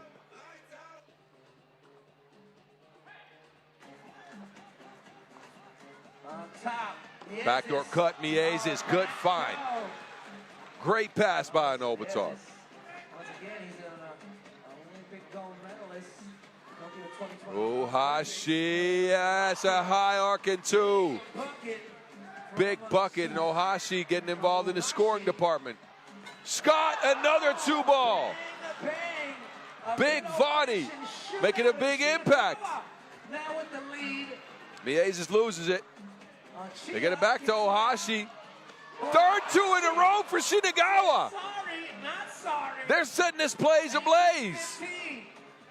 What a turn of events. All of a sudden, Ulaanbaatar looking at a 3-point deficit. Miezis one-legged runner. No, Enkbot. Oh, a technical assist. This ain't a beach. No flip-flopping. No defense on Ohashi. And Shingawa out of nowhere. Come and take the lead. Ohashi with a couple of deuces. Scott is working on an 11-point game. A technical was assessed, meaning we'll see Miezis on the free throw stripe. Ulaanbaatar needs this. We got 1:20 left. So the Mays will get his team within 2. They had a 3-point lead that wasn't just erased. It was obliterated. Shingawa with just the heater of all heaters. Like they were dipped in a hot pot. A trio of long-range shots gets them a lead now going into the final 1:20 of game time. 21's the name of the game. So they could end it before that. You look at the chemistry on Ulaanbaatar, it worked, but they forgot to play defense for 3 possessions. And now they end up with this. A lot can still happen in the pool here. Miami is waiting to watch the outcome of this game. A Shingawa win would force a 3-way tie, and then we'd have to bring the calculators out. Scott open again. No defense underneath as Ulaanbaatar's in foul trouble. Shingawa 2 away from game. Davasambu back to 2 points. Scott gives it up. There's Suzuki. He steps back. 2 balls up.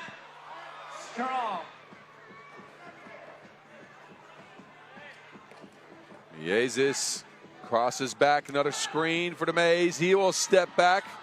2 no good. Shingawa could end it here. Scott fading away. That 2 ball's good, and that is colder than gelato. Vonnie Scott, a 14-piece, and he gets Shingawa a win.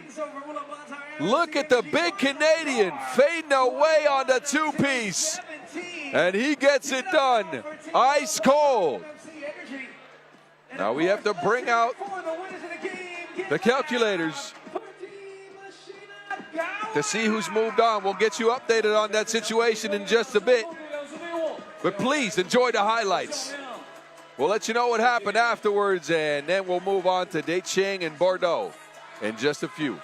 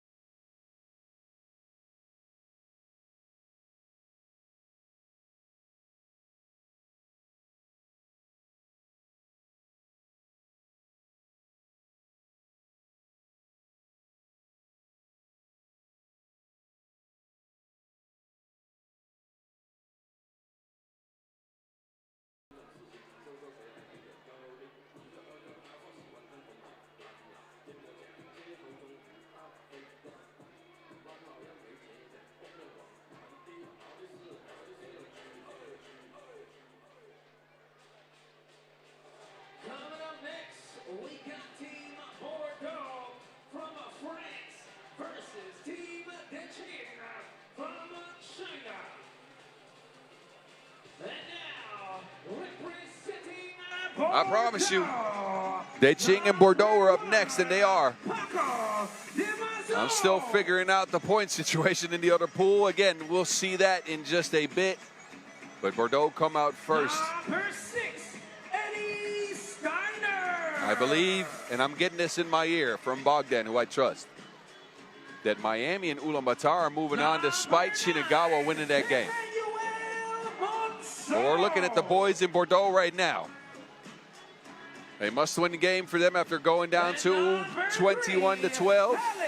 And they're going to count on Alex Villarreal to carry the load on offense. He was very quiet in that game against the Serbians. 1.5 boards only for the French international player. Him and his teammate, Emmanuel Monsol, on the French national team for the Europe Cup last year, coming in 5th. They're joined by Eddie Steiner, Paco de Mazo. They face off with DeQing, who also lost to Ub. It was a little bit closer, however. 21-16 for Francis Lotches and company. Lotches only 1 point, but it was quite loud. A alley-oop bang. He's joined behind Hugo. William Exposito, the only one to knock down a 2-ball in that game for DeQing. They went 1 of 12 from range. And the big man in the middle, Jianlang Zhang, 7 points, 7 rebounds. A stellar game by DeQing, but not enough to take down the world's #1. So they will battle it out with Bordeaux. Winner stays. Loser is out.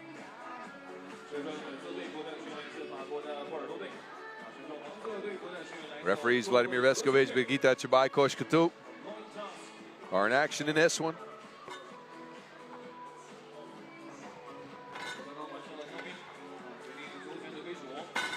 And the teams will get their last warm-ups in. There's Monceau. Against the Ub, he was good for 5 points to lead the way for his squad. He's lost his man bun somehow. Seems to be a trend among French guys.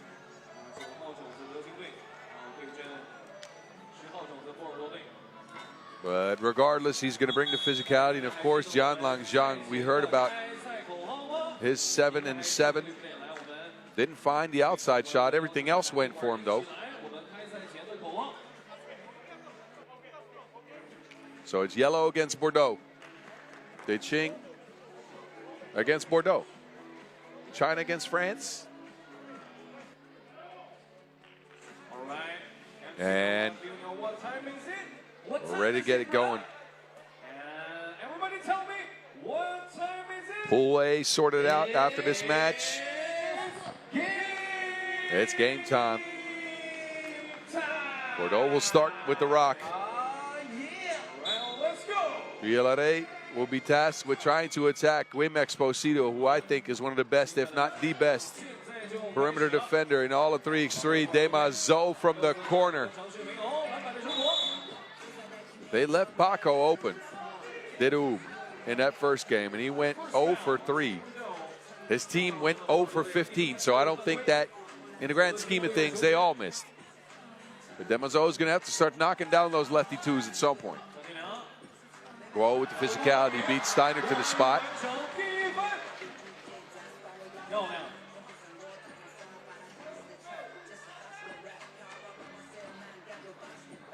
Demazo. And it will remain Bordeaux possession, but there's only 0.7 on the shot clock.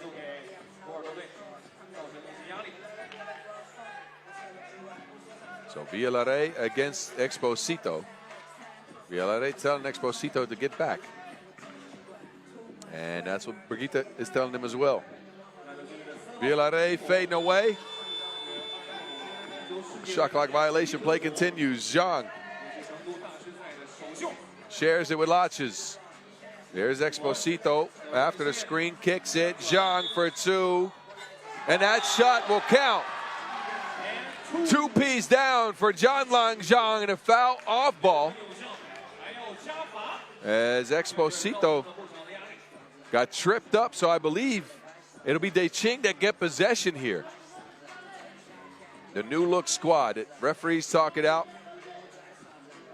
But DeQing, as mentioned, a new look squad. Players coming from all directions. Exposito, a former member of Barcelona.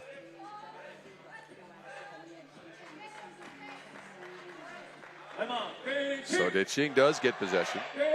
Exposito again, Barcelona last year. Guo, Shanghai, Zhang, Chongming, Laches, Riga. And they gel together as a unit.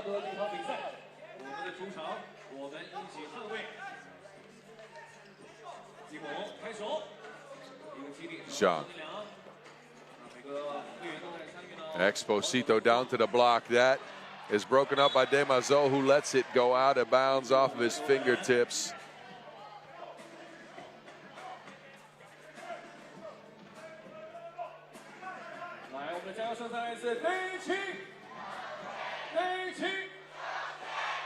Guo from range. We spoke about his improved performance in the Hengqin Challenger, which DeQing played and finished top 4 in. Not known for his shooting abilities, neither is Steiner, but he will spray to places just as well. Zhang against Steiner. A lot of size advantage, but Steiner is a physical dude. Eddie Steiner, I've mentioned this in the past. One of the odder builds in 3x3. Shortest player on this Bordeaux squad. But he's often used as a screener and a post defender because of his sheer physicality. Guo to the basket. Physical meets physical, and Guo gets the best out of that matchup. He's got 2. DJ last. Negative last.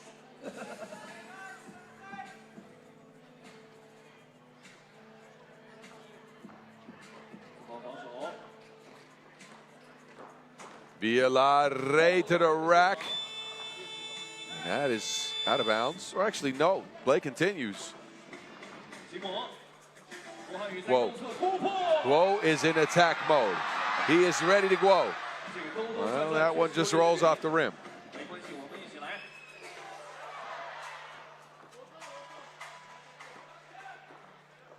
Bordeaux.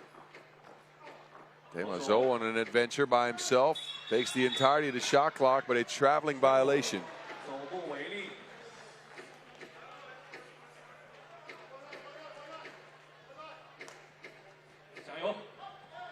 So a messy game with both teams turning it over a couple of times here in the first 2 minutes and 20 seconds.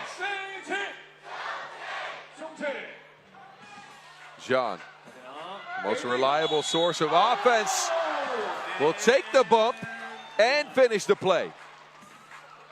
The online Zhang is a force in the paint. He gets the score and the roar, and he'll get a trip to the stripe as well. 5-2 lead DeQing. They want to get into the knockout rounds. The newly formed fellas. John, you heard it. Cloth.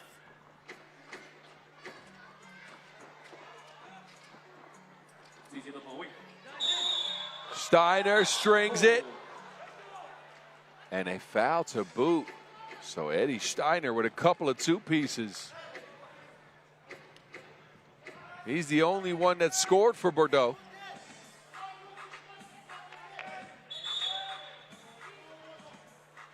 And Bordeaux will get possession back.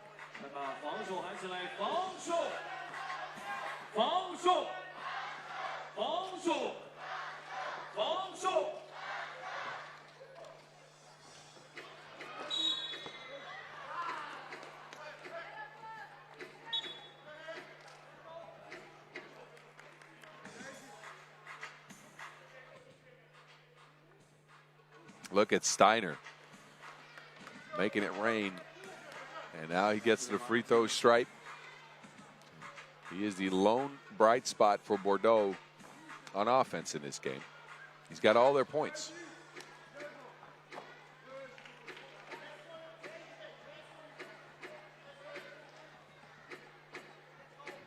DeQing 6, Steiner 5. He could get to 6. No, Exposito takes over. Guo to the left, Hanyu Guo. Monso. Guo gets it out. Exposito moving left to right, but the Wilson doesn't stick to his fingertips.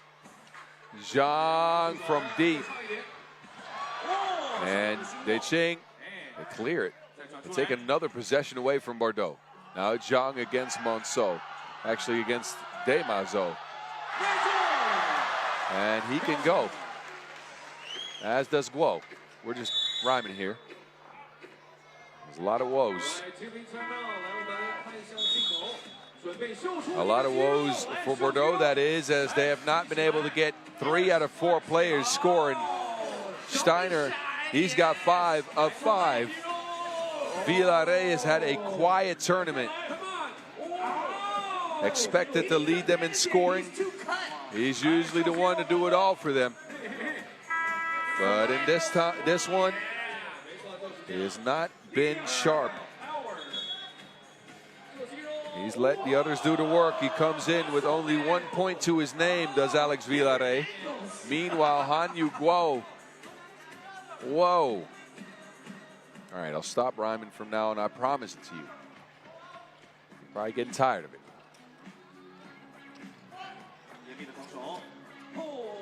Lodges.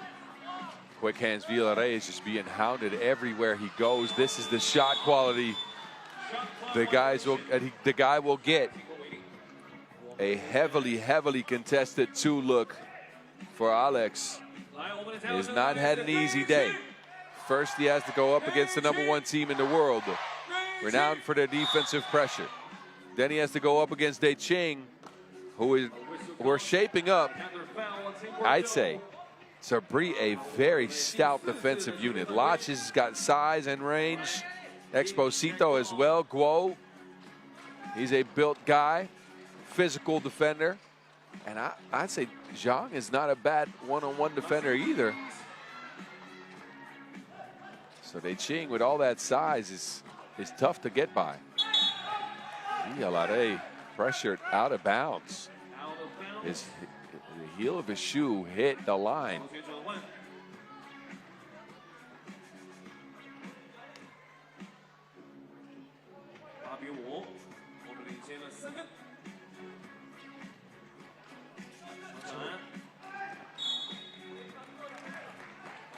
Now a foul extended.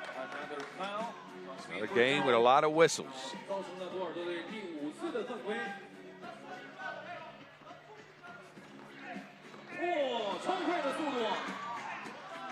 Stifled underneath the basket.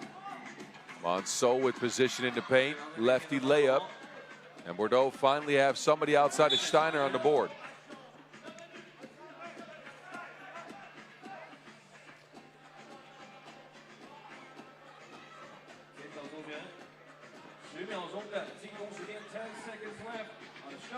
Ten seconds on the shot clock. Exposito kicks it. Guo sidesteps. That two ball's good. He's attempting a lot more shots from distance, and it's paying off for Hanyu Guo. There he goes again. Drives this time. That first step is lethal, but Monceau sends it packing. Excuse me. Excusez-moi.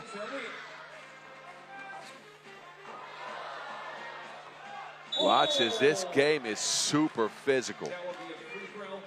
That'll be a free throw for sure for Francis Lach. But man, these teams aren't shying away from the contact. Sixth foul on Bordeaux. Monceau, who took a beating on that play, will take a seat. That is what Lach did to Monceau. I think he might have hit his foot and sent him flying. He does not, however, convert from the free throw line. Demazo. Vialare finally gets something going here. First point for Alex. 5 minutes in. Exposito to Zhang, precision passing.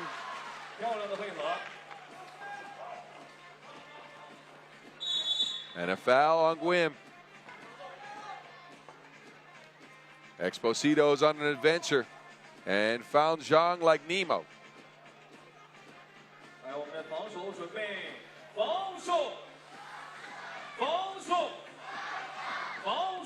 Vialare stepping back. And he says the referees are saying the Wilson got hit. Vialare is trying to argue that it was his elbow there. He has had to create a shot against taller defenders, rangier defenders in Laches and Exposito. And it's been a tough day for Alex. Demazo giving Guo a taste of his own medicine. Left-handed layup.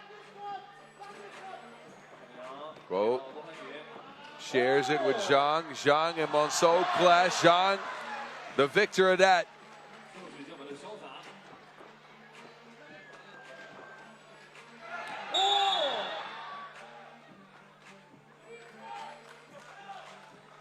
Two shots coming up after another Bordeaux foul.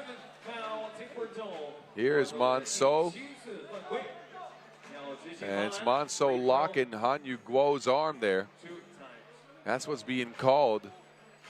I like Bordeaux trying to match the physicality of this DeQing team because that is what they're bringing. They're doing it with a lot of fouls, though. And this is just going to lead to more free throws. Guo so close. But yet so far, he misses the first. 5 points for Hanyu Guo so far in the game. DeQing is led by Zhang with 7. Oh, the footwork.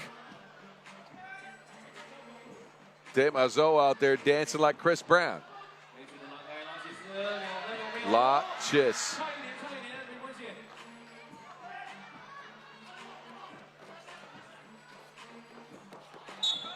Deflection there from Exposito. And we've gotten to our second TV timeout. Bordeaux looking like they're in a bad spot, but actually it's only a 3-point game. Bordeaux is in the bonus, but they've started getting contributions from more people than Eddie Steiner. Monceau chipped in a couple, de Mazo as well. Villarreal has one. They're going to hope for him to turn things around here in the last 3 minutes and 42 seconds. DeQing have gotten nothing out of Guim and Lach's only defense.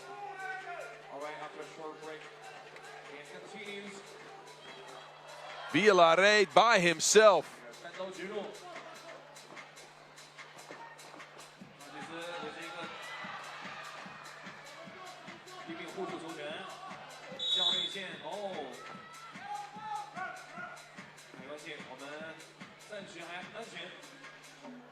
Villarreal here. Straight line drive. Beats 2 defenders. And gets a layup. He's heating up as the game is entering a crucial stage. Steiner. Jelly. Steiner brings it around town, and Bordeaux all of a sudden are looking back in it. 13-12. Zhang against Steiner. That is easy work. Baby food for Zhang. Going up against the much shorter Steiner. Villarreal looking for another opening. Hounded by Guim. Look at that defense. Look at that defense. He's sticking to him like a leech. Guim Exposito is making a case for the best perimeter defender in 3x3 here in his first World Tour event of 2026 already. Zhang.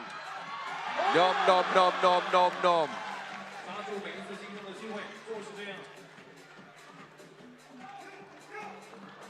Monceau now going at Zhang. That is a bump, a bucket, and a trip to the stripe. Bordeaux is showing all kinds of heart. Have not had an easy day, but they're sticking in this game.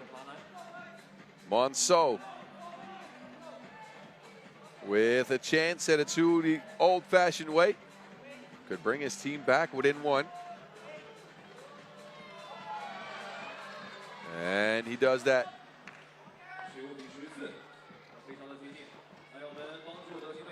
Went to the rack with the speeds.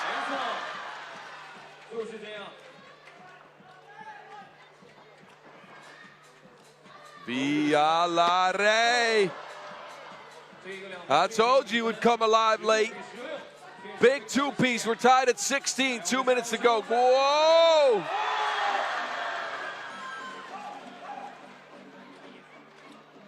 Villarreal spins away another chance at it. No good. Demazo has it for Bordeaux. They got to reset with Monceau. Monceau will attempt a 2-ball now. That is a sidewinder if I've ever seen one. Paco out to Villarreal. Working on Exposito. Villarreal bumps. Midi pull up. No. Guo comes away with it. The crowd is into it. They want DeQing to pull ahead. They're up by 1 now. Guo against Monceau. Guo hesitates, steps back a long one. And that will end up on Chienfu Square. Way off the mark is Hanyu Guo. But look at the zoomies. That is how fast he's off his feet. Guo and Zhang combined for all points.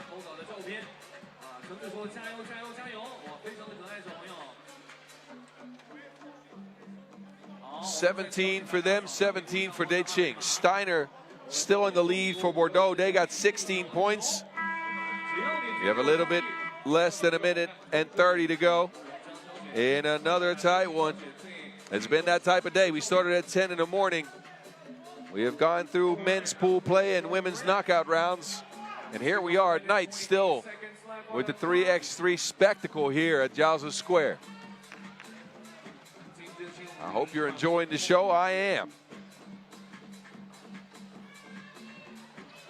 Steiner with a screen for Villare. Some daylight for Alex. Foul on the baseline, runs into stanchion as well. But that's the 7th on DeQing. 2 free throws. Smart take by Villare, who keeps himself in bounds and is bumped off the spot by Exposito.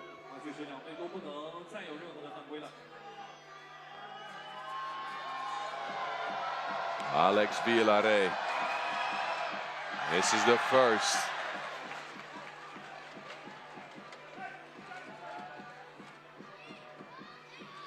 Didn't attempt a single free throw in his first game. Neither did his entire team. This is an important one. And we got more ties than Wall Street. Laches to Zhang. Zhang spinning. Second attempt is smacked out of bounds by Villare.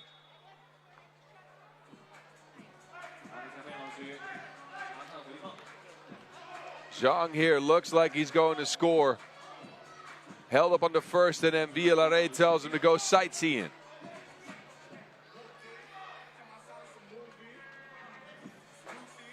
Alex will take a seat. 1 minute and 6 seconds left on the clock. That is a. He must be gassed, because I don't know if you want to sub out the man that has put his heart on the line here. Again, 66 ticks until we know who moves into tomorrow's knockout round and who goes home after today.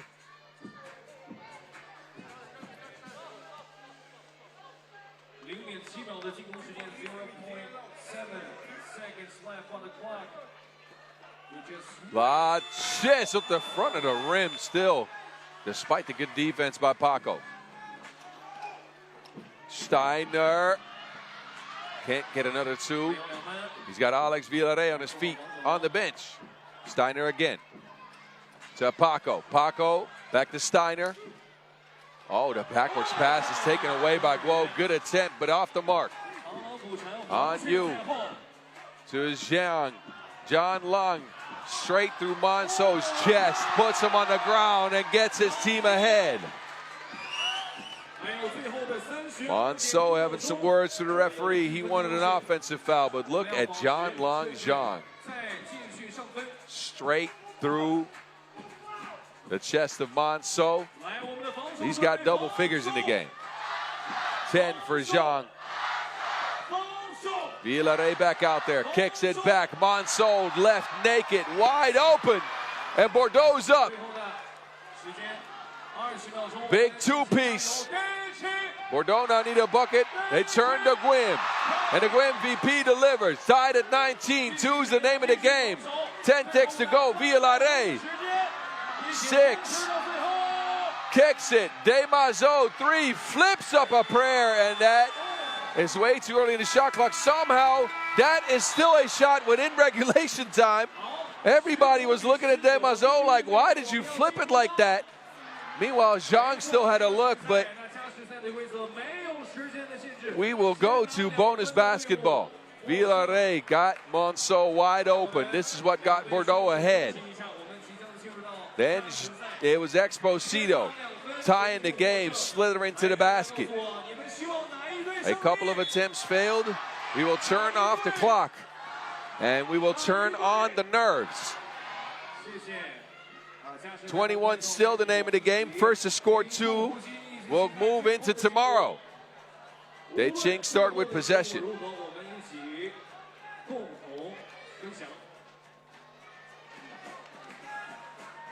Laches to Guo. Zhang, a screen. Frances Laches hangs, can't hit. It hits the backboard. Villare is open. He sidesteps down to Monso for a one-hand poke. So Bordeaux is now up. They need 1 for game. Zhang attempts a 2, no good. He'll get it back. Zhang, no one near him. He'll get another look, and how would you leave him alone?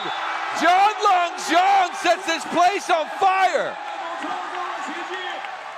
An overtime dagger by the big fella. Left all by his lonesome. No defense on Zhang. He steps back and leaves Bordeaux scratching their heads. Who was supposed to have that assignment? Zhang with a kill shot to send DeQing into the knockout rounds. They'll move on to tomorrow. And you can see what that means.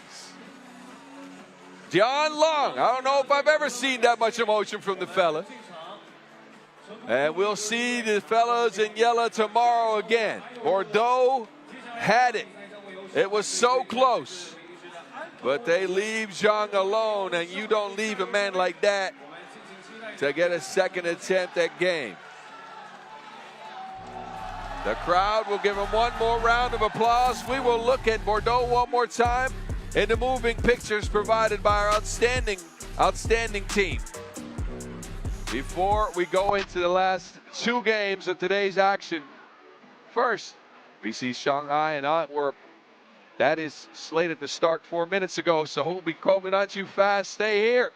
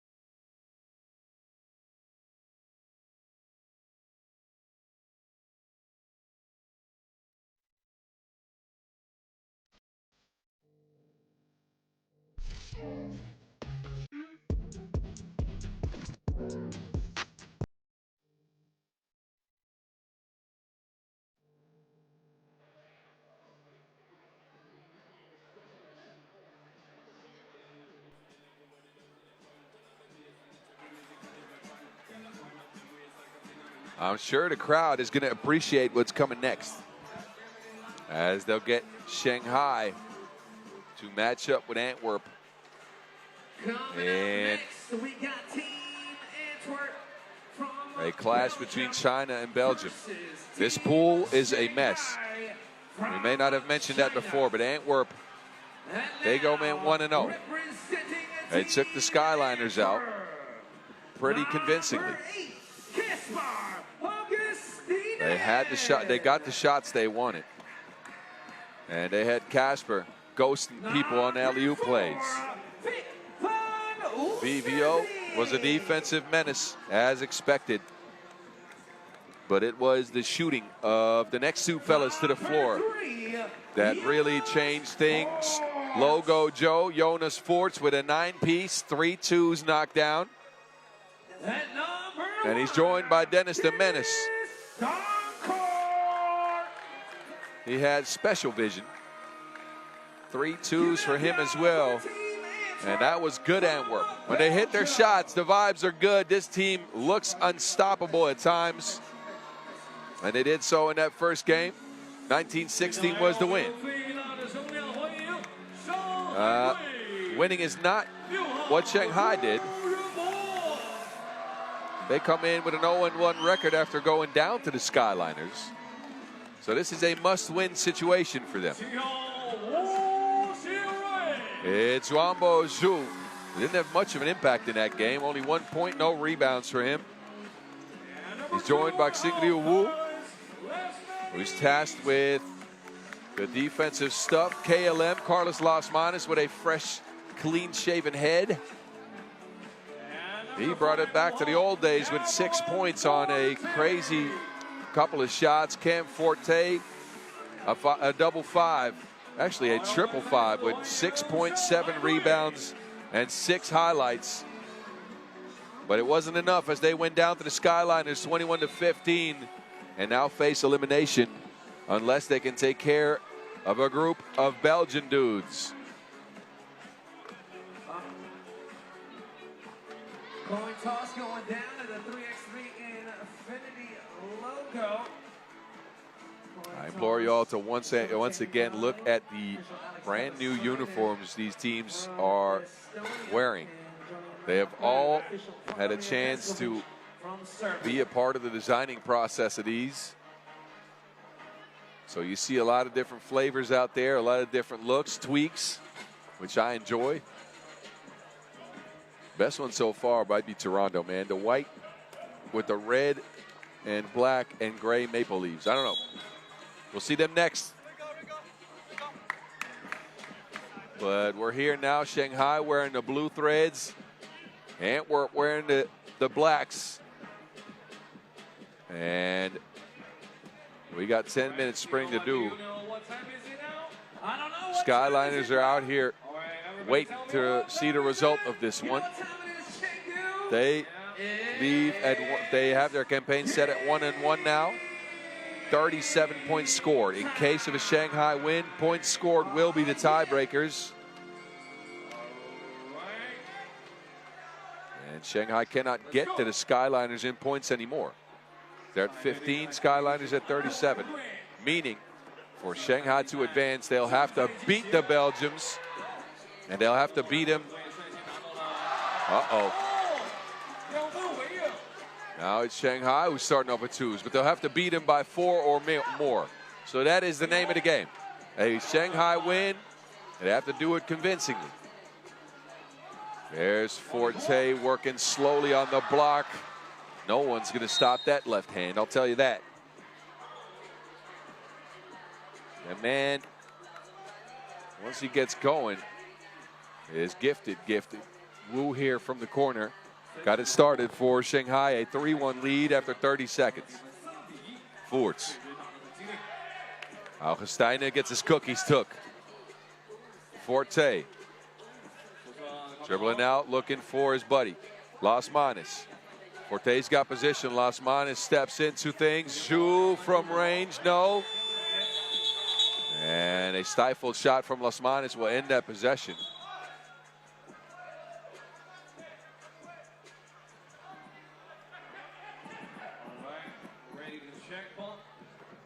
Check for the Belgians. High post look. They get BVO involved. Doncourt kicks it. The logo Joe. And that is all cloth, all net. Forts has shot the lights out today, and there is some bodies tangled up on the floor with VVO and Zhu, or Wu, I apologize, going down.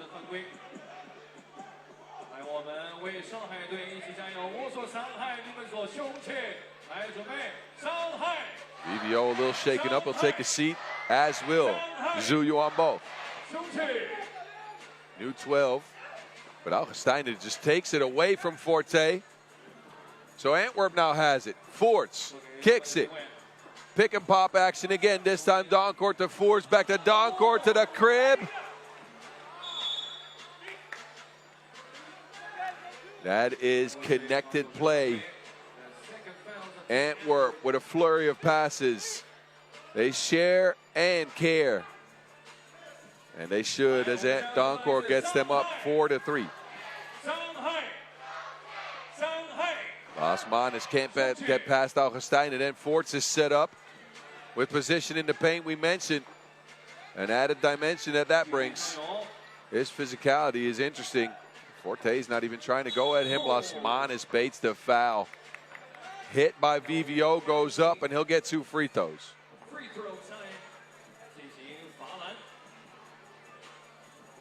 So both teams active hands on defense. A lot of steals here early, a lot of changes of possession without shots being taken.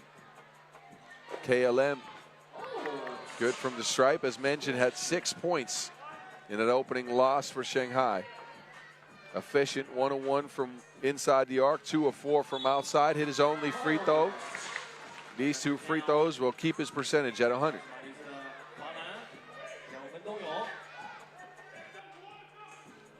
Donker. 5-5, we are tied. Dennis has been passing more than scoring, but he wants to get involved from range. No, Augustine skies for the board. Johnny on the spot. Las Manes, an answer for 2. Leaves it just short.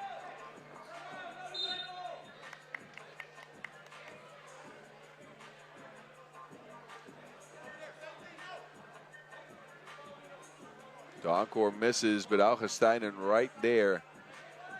He wanted a foul call there too, as he felt like he got pushed. But I've rarely, if ever, so never pretty much, seen referees go back on a decision. Not like one like that, and not when they can't use a replay. Augustinen will now take a seat. Some words from Las Manas and Forte.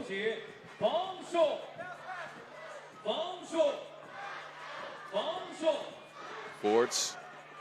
Ball screen action for Donkor. The sidestep 2-ball. And Donkor, after a good shooting performance in his first game, nothing yet here. VVO, look at the hands.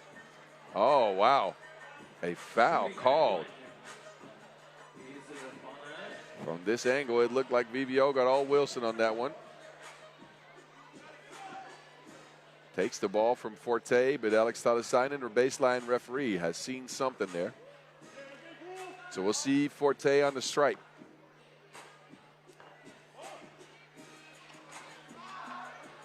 No good. And another situation where VVO's involved. He is always close to the action. There's always something happening when VVO is on the court. Physicality, grabbing, pushing something. Gaspar! Look! Get out the way! You better not get under that. Forte with a beautiful, beautiful head fake.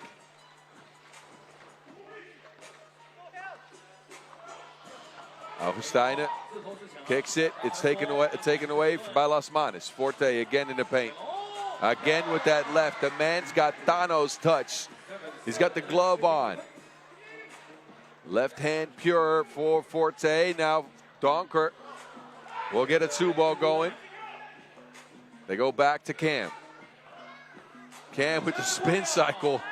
He's just putting Augustinen in a blender. He has absolutely everything in his hands right now. Forte got his team chasing Antwerp by 1. Forts wants a foul. He's not getting it. Cam with 4 quick points.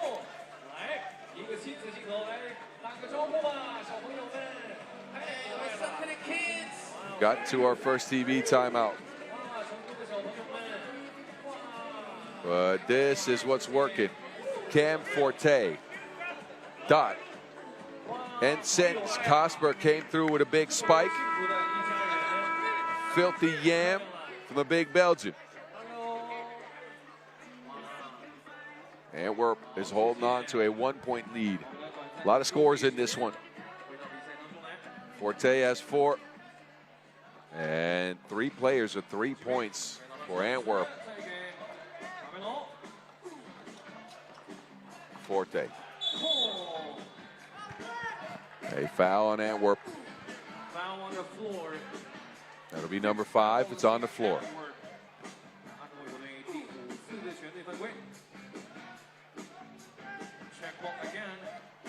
Fresh 12 here. Woo to the rack. Skies in. No. Forte bumps. And that left hand has been unstoppable so far. Forts. Some slippage there. Couldn't keep his footing. All is well with Jonas Forts. He will take a seat though. And Antwerp cough up the rock. So it'll be Forte again. Deflected by Augustinen. 9 seconds left on the shot clock. 9 left on the shot clock.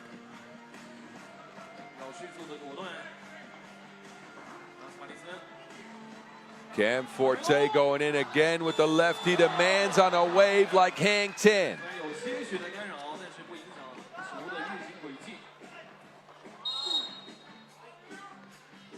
And a foul now. Shanghai will pick up the 4th, but Cam Forte shall not be denied.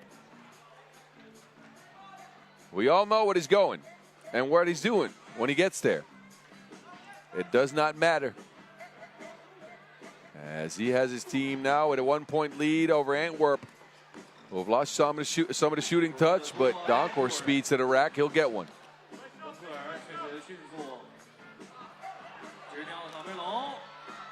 That's Eden again. Uh-oh. But Forte missing it short. Donker kicks it. Joe Fo on the drive and fouled on the play. Zhu came in late. Count the bucket. And a free throw coming up for Logo Joe, who opted out of a 2 to go in. Very late contest by Zhu. Actually, that was Wu with the late contest. I'm not sure that was a smart idea. Both teams now tied at 5 fouls. Fort's a great free throw shooter with a chance to get his team up. And there goes the announcer's jinx yet again. I apologize to Jonas Forts.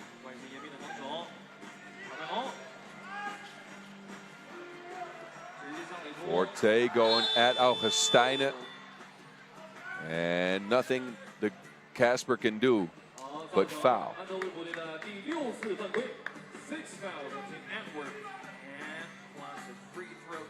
Once he puts that right shoulder on you, it's so tough because he keeps that ball away from you and has a lot of touch in that left hand.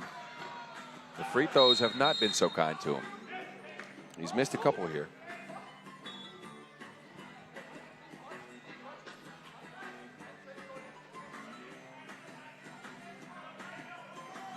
Approaching the halfway mark in a low-scoring affair. Doesn't matter to Shanghai or Antwerp at this point. Antwerp just needs a win. Shanghai, they need to win and win by 4 or more. Forte links up with Las Manos. Las Manos on the cross. Right to left, left to right. Now he's pushed. Foul on the floor, but I think that is number 7 on Antwerp. Not a smart play by Forts here. As he puts Carlos on the stripe. But look at 2 easy ones. Las Manos bringing all the crosses like Sunday service. Gets the best of Jonas Forts, and now a couple of free throws for his team. He's got 2 points so far.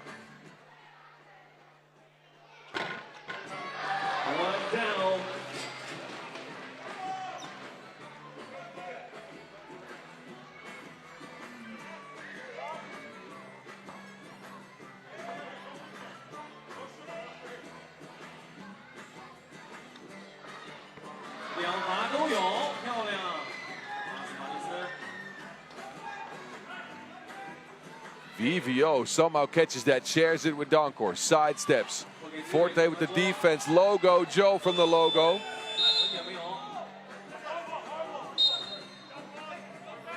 Forts wanted a foul.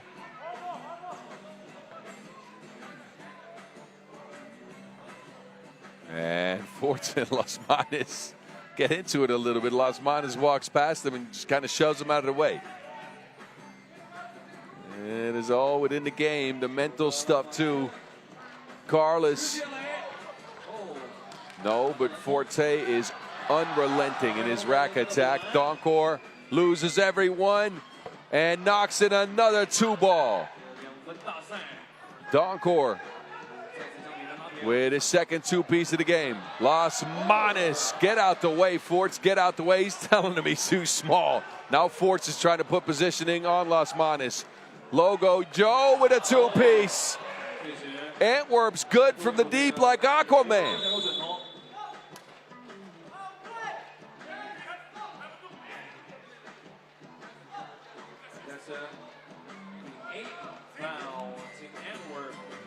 And another foul on the Belgians. They put Las Manos on the line for 2 more.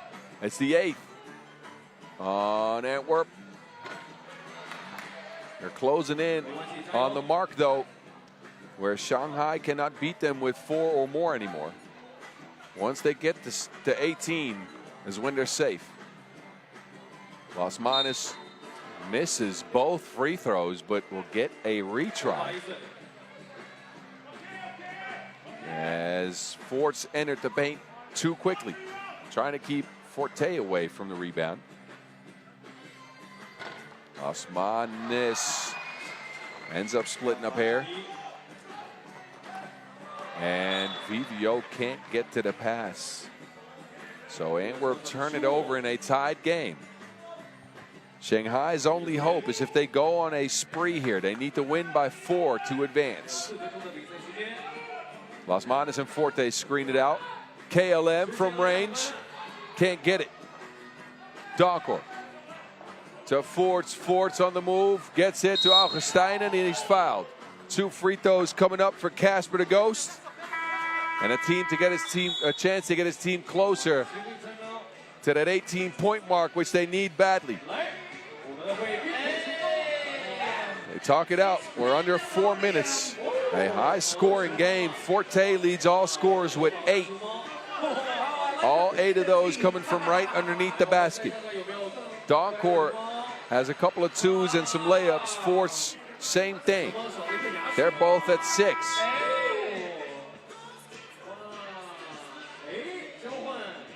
Las Manas with 5, but he's missed most of his 2-point shots. He has been a disruptor, however, with his physicality, and I'll say it, with the mental game as well, which he is just getting into it with everybody right now. Augustine, good on the first one.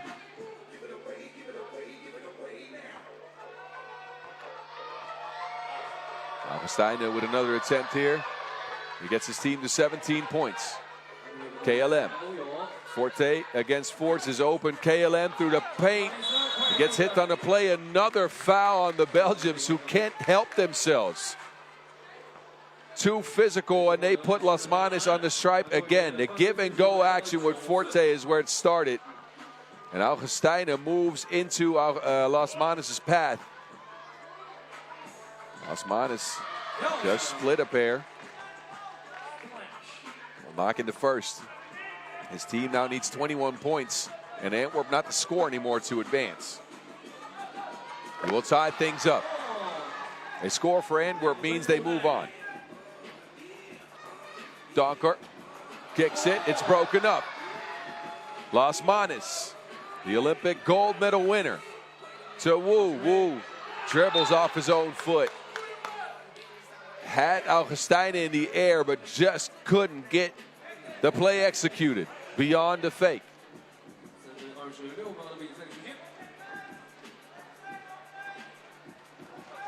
DD Dennis Donkor to Jonas Ford, screening action. Ford steps back, but the 2-ball has gone a little quiet here. Las Manas, he can still shoot them. Shanghai found some life.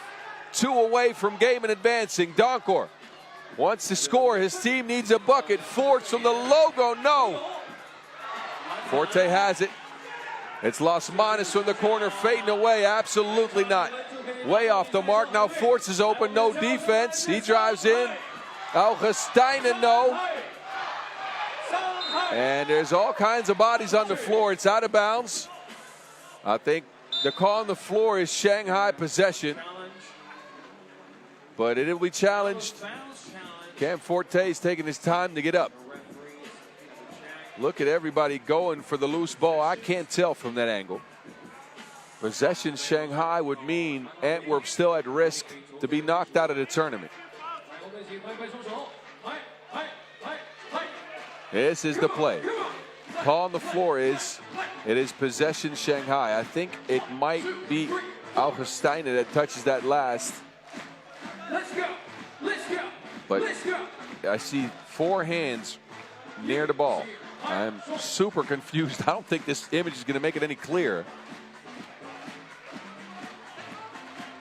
But I'm not a referee. Challenge 1, good challenge by Antwerp. So they get possession here. A score, again, would put them safe, win or loss. Now a win would put them at top of the pool. But a score will bring them home. At least to tomorrow. Donkor past Wu. Donkor hangs and hits. That is it. Antwerp secure their spot in the knockout rounds. Forte kicks it. Las Manas. No. Off the mark again. All iron for Las Manas. Fords from the 3x3 logo, and that is sailing out of bounds. But according to my quick maths, this bucket by Dennis Donkor gives Antwerp a berth to tomorrow's knockout round festivities. Regardless of what we see coming up next, Forts holds Forte off. But there is always a second try. Los Manes from the corner, no. Wu from the corner, he will try to get Shanghai to win. It's with the Belgians, they kick it. Dennis the Menace, splash ball. Dennis with a big performance for his squad, they're up one. Forte will attack Forts, kicks it, Los Manes, no. Well, that is good. I say no, he says yes. Fading away is Carlos Los Manes when he hits the game winner for Shanghai. Him and VVO are having some words for each other.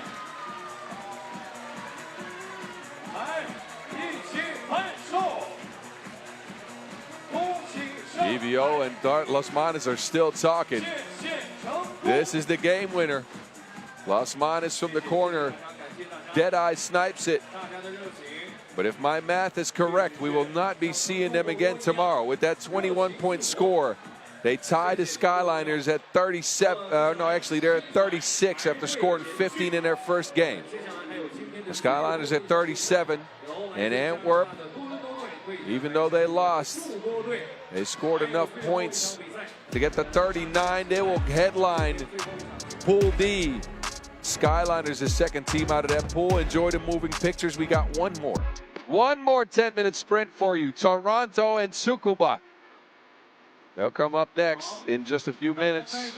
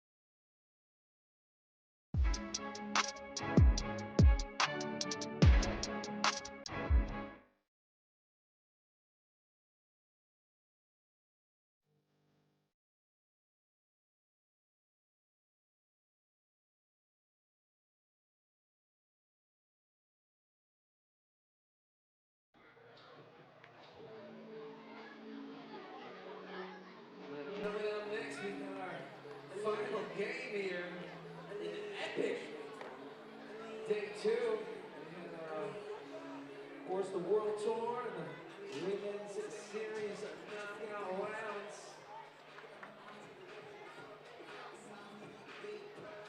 Coming up next, we got our final game. And we're going to find out which 8 teams advance to the knockout rounds to take place tomorrow. We got one more pool to take care of. It is Pool C, where Toronto and Tsukuba will meet in the half-court arena after both taking an L to Liman. Tsukuba from Japan. And now, representing the team of Toronto. So Toronto will come out first. They kept Liman under 21 points, but they also only scored 11. Thibaut Vervoort started the game off with 5 quick points and didn't score after that at all. The Mexican monk Carlos Zatti, he had 3 in a 2 for 16 performance from long range for T-Dot, who played decent defense for the first 6 minutes of the game, but then lost control of it. Saw Liman just screen him apart. And the 2 kings, the one with the beard and the one with the tiny beard. King West and Big Gil, the bearded king, are out last. This is Team Toronto. And they know what's at stake here. And now, Rest assured, Wes Molteni, he brought all the calculations, but it's quite an easy task. Win or go home for the 39-year-old. And they face off with Tsukuba, that lost to Liman 21-14. A speedy team with Hiroto Yamaki, Tom Fujihara, and the big Serbian in the middle, Uros Kanic. Who didn't have his best game. He came in with an 11.5 per game scoring average on the pro circuit. He scored 5 to lead the way for Tsukuba. Last out, Kenya Igo, a member of the Japanese national team that we saw at the Asia Cup. And Tsukuba have the same mission as Toronto. Get a W. Win or go home time.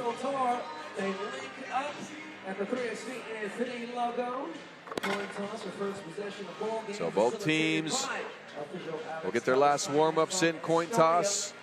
Referees for this one, Brigitte Chabai Koshkatu and Alex Talisainen. They'll get things sorted out here in the half-court arena on Giles Square, where we saw 19 10-minute sprints today. Thibault was a part of one of them. This is his second. We worked through all of men's pool play as well as the knockout rounds on the women's series stop, where we crowned the USA. This will get things sorted for the men's knockout rounds. Both teams have an equal chance of moving on. A win will get them there. They'll be second in the pool after Liman.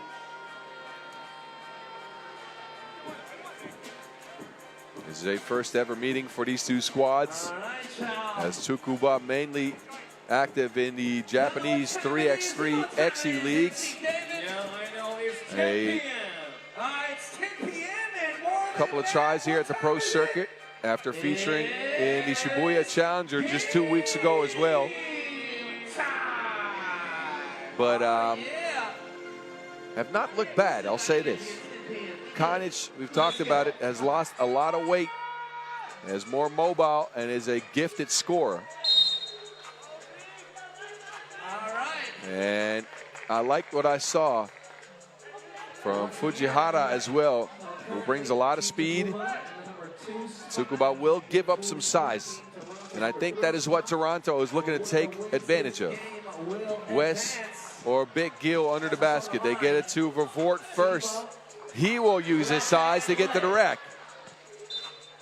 Slashing and crashing is Thibault Vervoort with his first points of the game. He got things started against Liman with a flurry of scores as well.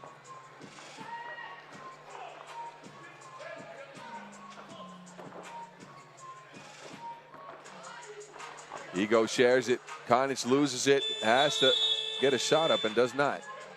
Shot clock violation. Toronto first on the board.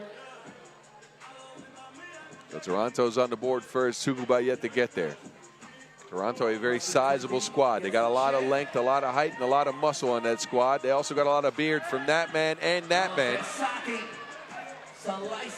This might be the beardiest team in all 3x3. I'm not sure if Vervoort has a lot of facial hair, but I'm done. I'm done talking about the facial hair. Don't worry. Don't worry. Big Gill down to the block, and Zasadi finishes up the play. It's been Toronto to get it going first. 2-zip to start the action in the last 10-minute sprint of today's 3x3 spectacle, the festivities in Chengdu. From sun up to sundown and way beyond that.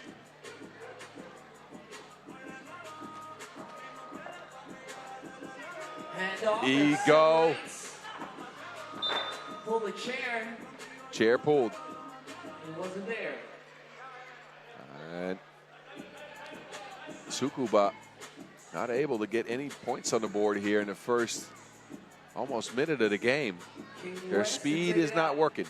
I'll say this though. Toronto are well versed in playing Japanese teams. They have also played in the XE Super Premier playoffs for the last couple of seasons.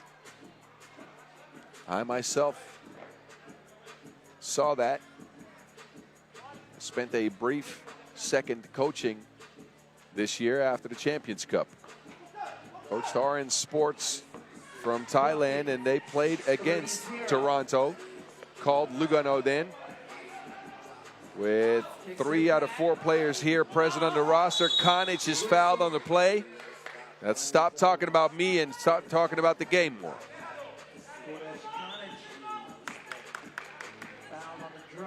Uros showing off that newly found springiness. Quick off of his feet, going towards the basket.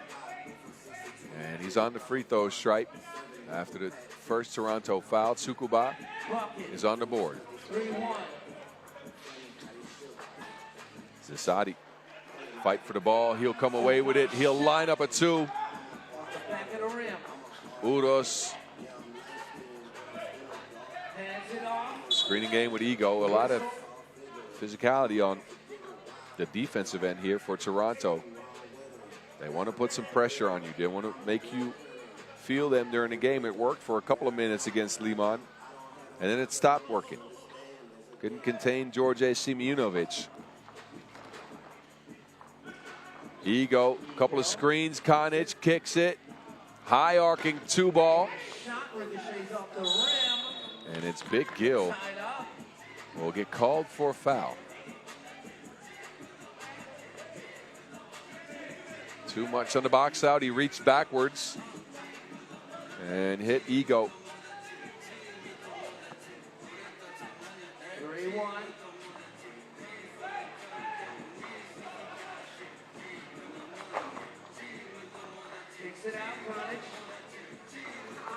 That is sailing out of bounds. Both teams with a couple of disjointed possessions have not looked their sharpest here in the first minute of 2 minutes of action almost. Toronto's got a little bit more to show for it. And Zasadi shows off the touch from the logo. Money ball for Carlos. Ego wants to reciprocate, cannot. Now Carlos Zasadi in the paint.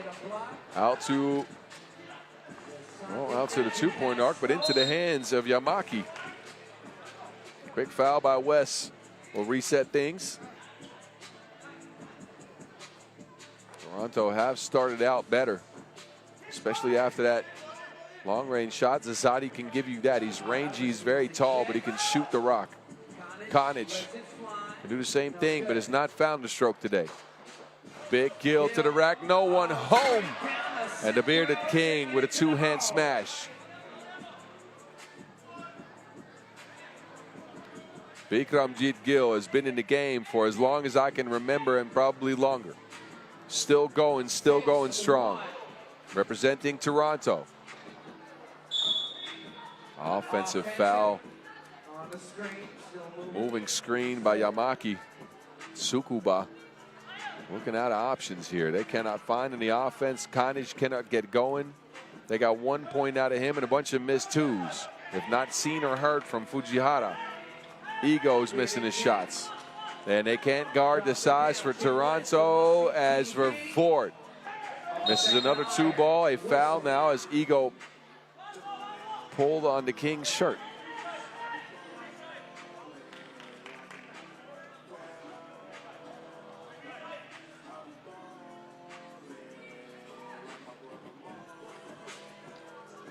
Fresh 12 for Pavord. Again, with that lefty jab.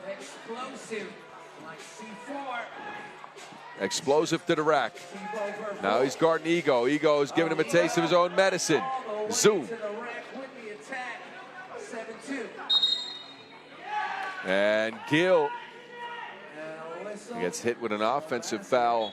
Wraps his arm around Ego. And a warning for behavior extended, as there's a lot of complaints coming from the Toronto squad. The bearded king here with the offhand wave.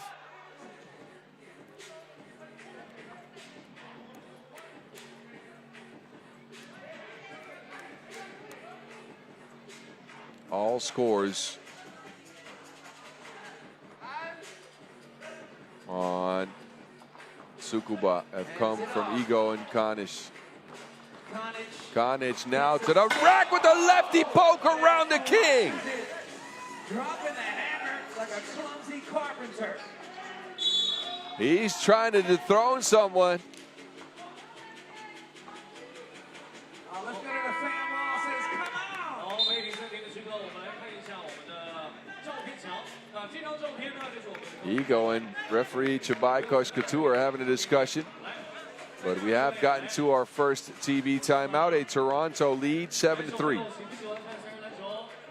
Zasadi's got a 2-ball knockdown. Tsukuba still looking for their first shot from long range. Toronto, of course, the most experienced team at this level. Look at Kanic. Filthy. Lefty spike. West can't get to it.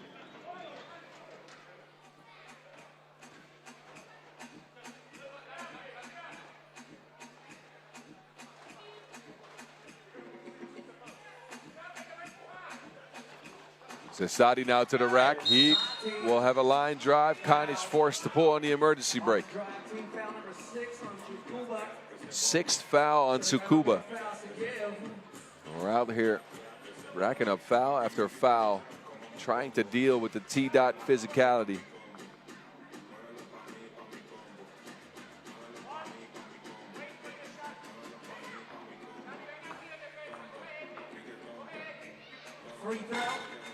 And Zasadi now in the lead in points. He's got 4, leading Toronto in all scores. Kanic to the rack again, going straight at the king. No foul called, 1-1, didn't get it.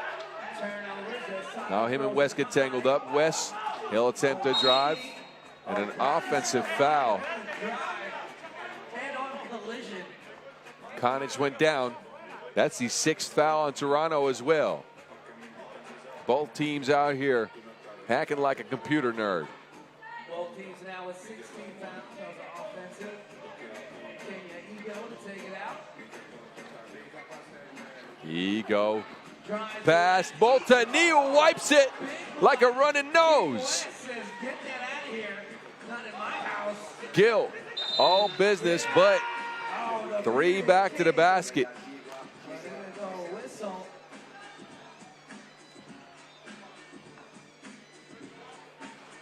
Big Gill here. Takes too long to get Fujihara, but that shot wiped off by the king. Take that elsewhere. Kanic is open. Looking to attack the bearded king. The footwork from the Serbian big. Neither team can use any physicality now. Toronto turned to before it bounces out. Zasadi's second attempt is good. Toronto's got the size. They dominate the rebounding game. We knew that coming in. Can Tsukuba get anything going from range will be the question going forward if they want to win and move into tomorrow's knockout rounds. Revort position under the paint. He'll score as T-Dot is targeting Tom Fujihara, the shortest player on the court. Ego cannot find the stroke. Kenya Ego, normally when we see him operate on that Japanese team, more of a role player. Forced into a more prominent offensive role here on Tsukuba.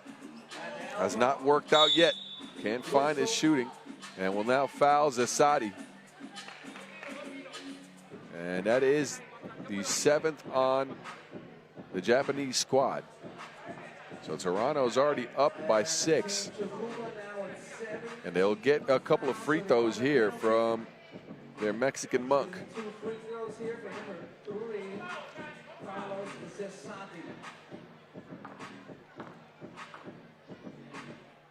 First free throw, bucket.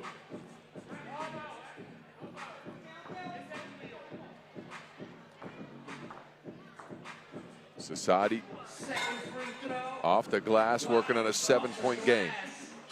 Toronto's got a big lead in Tsukuba's offense. I think they left it in the game against Liman. Yamaki. Got it count. Vervoort against Yamaki. He'll lob it up for the king. Alley-oop connection for Toronto. Ego. This time he gets the better of Wes. A reverse lay for Kenya Ego. Alley-oops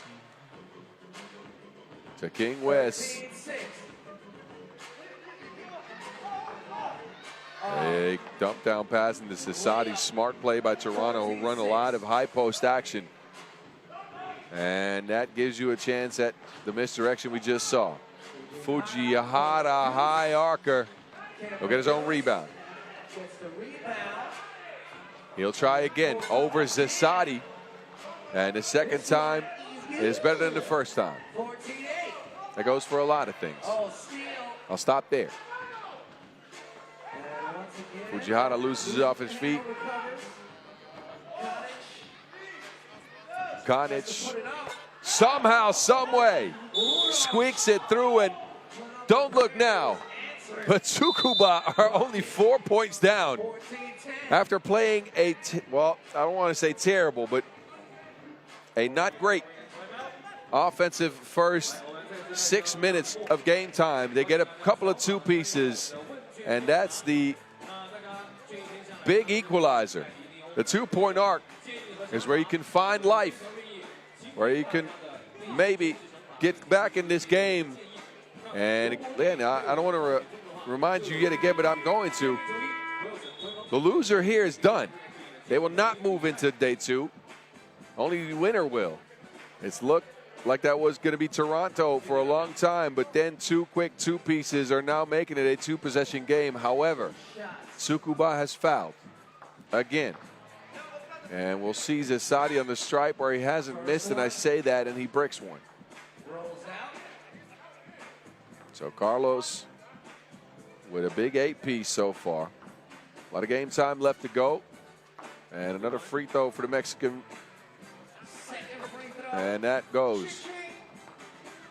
15-10.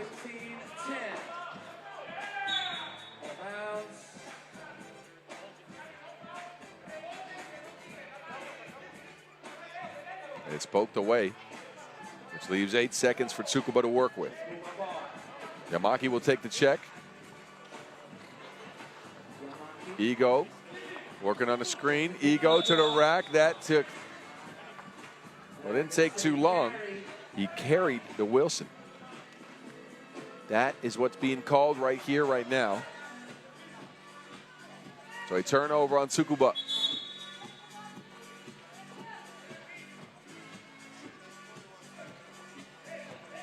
Wes to the bearded king, who's open for two, wants to get one. Wanted it badly, doesn't get it. Again, Toronto control the board, but it's off the legs of Wes Molteni and out of bounds.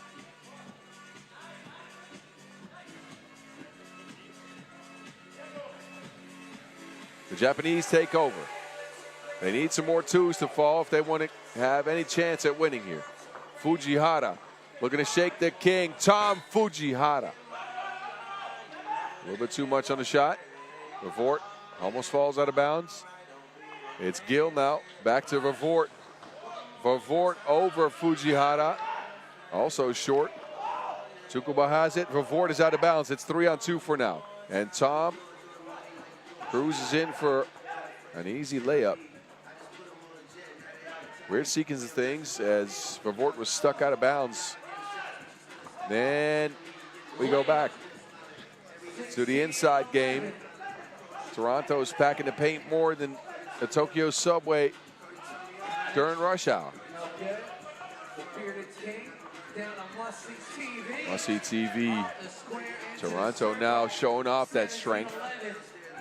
They dump it down into the paint every single time. Doesn't matter who is on the court. Konic has been quiet for the last few possessions. And Gill hobbled after that play. I think he might have gotten his ankle twisted. Vort fading away a one foot turnaround jumper. Kanich. Both teams are fully out of gas. It seems like play has gotten very slow and static. Gil is shaking off that ankle injury. And now we'll put up a 2-ball. And we're still going. Everybody's gassed. No one wants to move. Vort almost loses to Wilson. He gets a screen. 1 sec left. T-ball. No. And I think somebody's going to call a timeout. You can tell these teams are starving for some oxygen. Toronto with a big lead going into the last minute, 36. It looked like Tsukuba was coming back for a bit there. They got it to 14-10, but we're at 17-11 now. Time is in Toronto's favor. Size is in Toronto's favor. In the foul situation as well, Tsukuba, they need another flurry of 2s if they want to stave off elimination.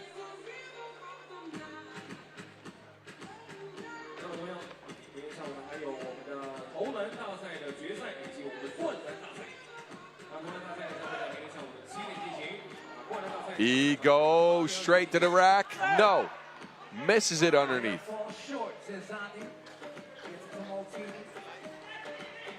Vort. Another jab, this time going the other way, eludes everybody. Right to left, left to right goes must-see TV. He's got 5 in the game. Kanich, he's got 6 of his own, but he doesn't have much help. Sasadi wants it and travels on the ensuing jab fake.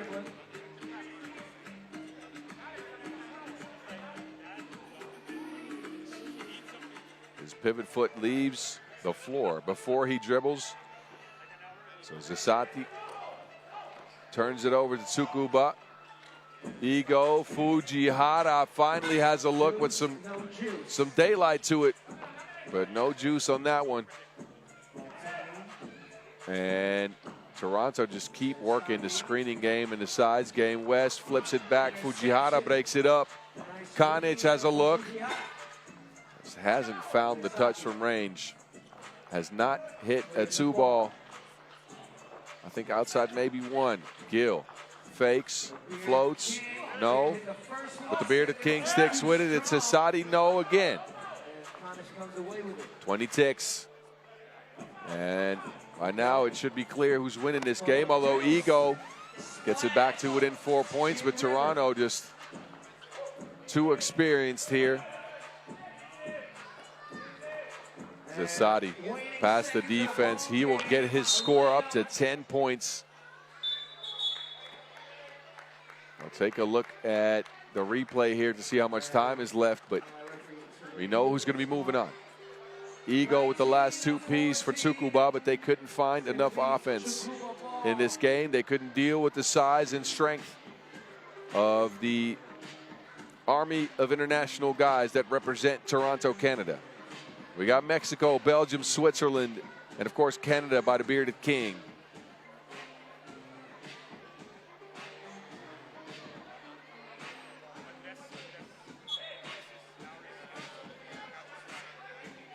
.6 left. 2.6 seconds. It will be time lost to history. It doesn't matter much. Toronto take a W. They'll move into tomorrow's knockout rounds. We'll tell you all about the matchups there in just a few. One more shot coming up by Tsukuba. It's Kanich meeting with the king. Kanich, he'll dribble it out. And it's Toronto who moves on. Wait, a foul by King West. They want another score attempt, I think. It's not done yet. Hold up. I thought it was done. But Wes Molteni wants to score more points. He's going to put Kanich on the line. There's going to be some time on the clock left to try to get a shot up. Any score can improve your standing. And Molteni is a wily veteran.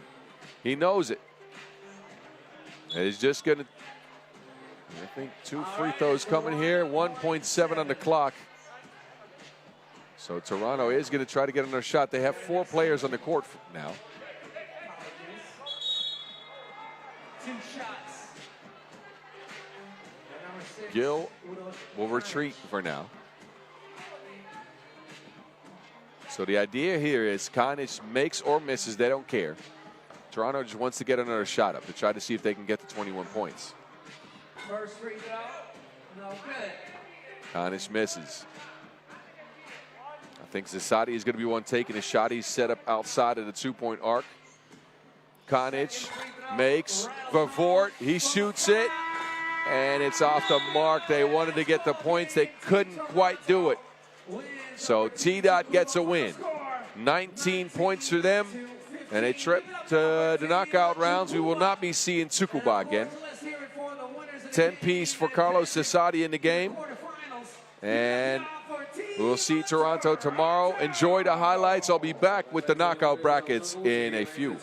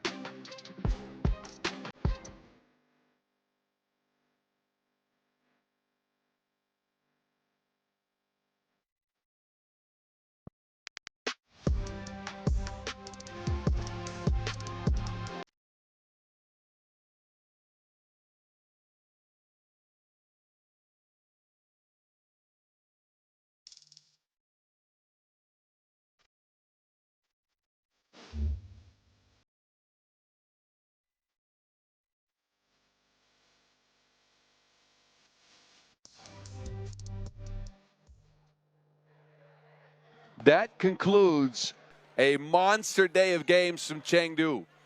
19 10-minute sprints is what we went through. And easier results on the men's side. Miami got it going. Well, they win over Shingawa. Ub with 2 W's over DeQing and Bordeaux. The Skyliners with a loss to start their campaign, but they end up making it up against Shanghai. And Antwerp eventually loses to Shanghai 21-20. Toronto in the last one taking care of Tsukuba. And that was a long day of 3x3 games, as we did the women's games as well. I said 19 10-minute sprints. It's almost a World Cup day. Anyway, the knockout rounds, or these are your pool results. You can see Liman unbeaten. Pool B and Pool D weren't so clean. Miami and Ulaanbaatar moving on after a 3-way tie with Shingawa. Same thing for Antwerp and the Skyliners. Shanghai left on the outside. We'll see DeQing and Toronto in the knockout rounds as well.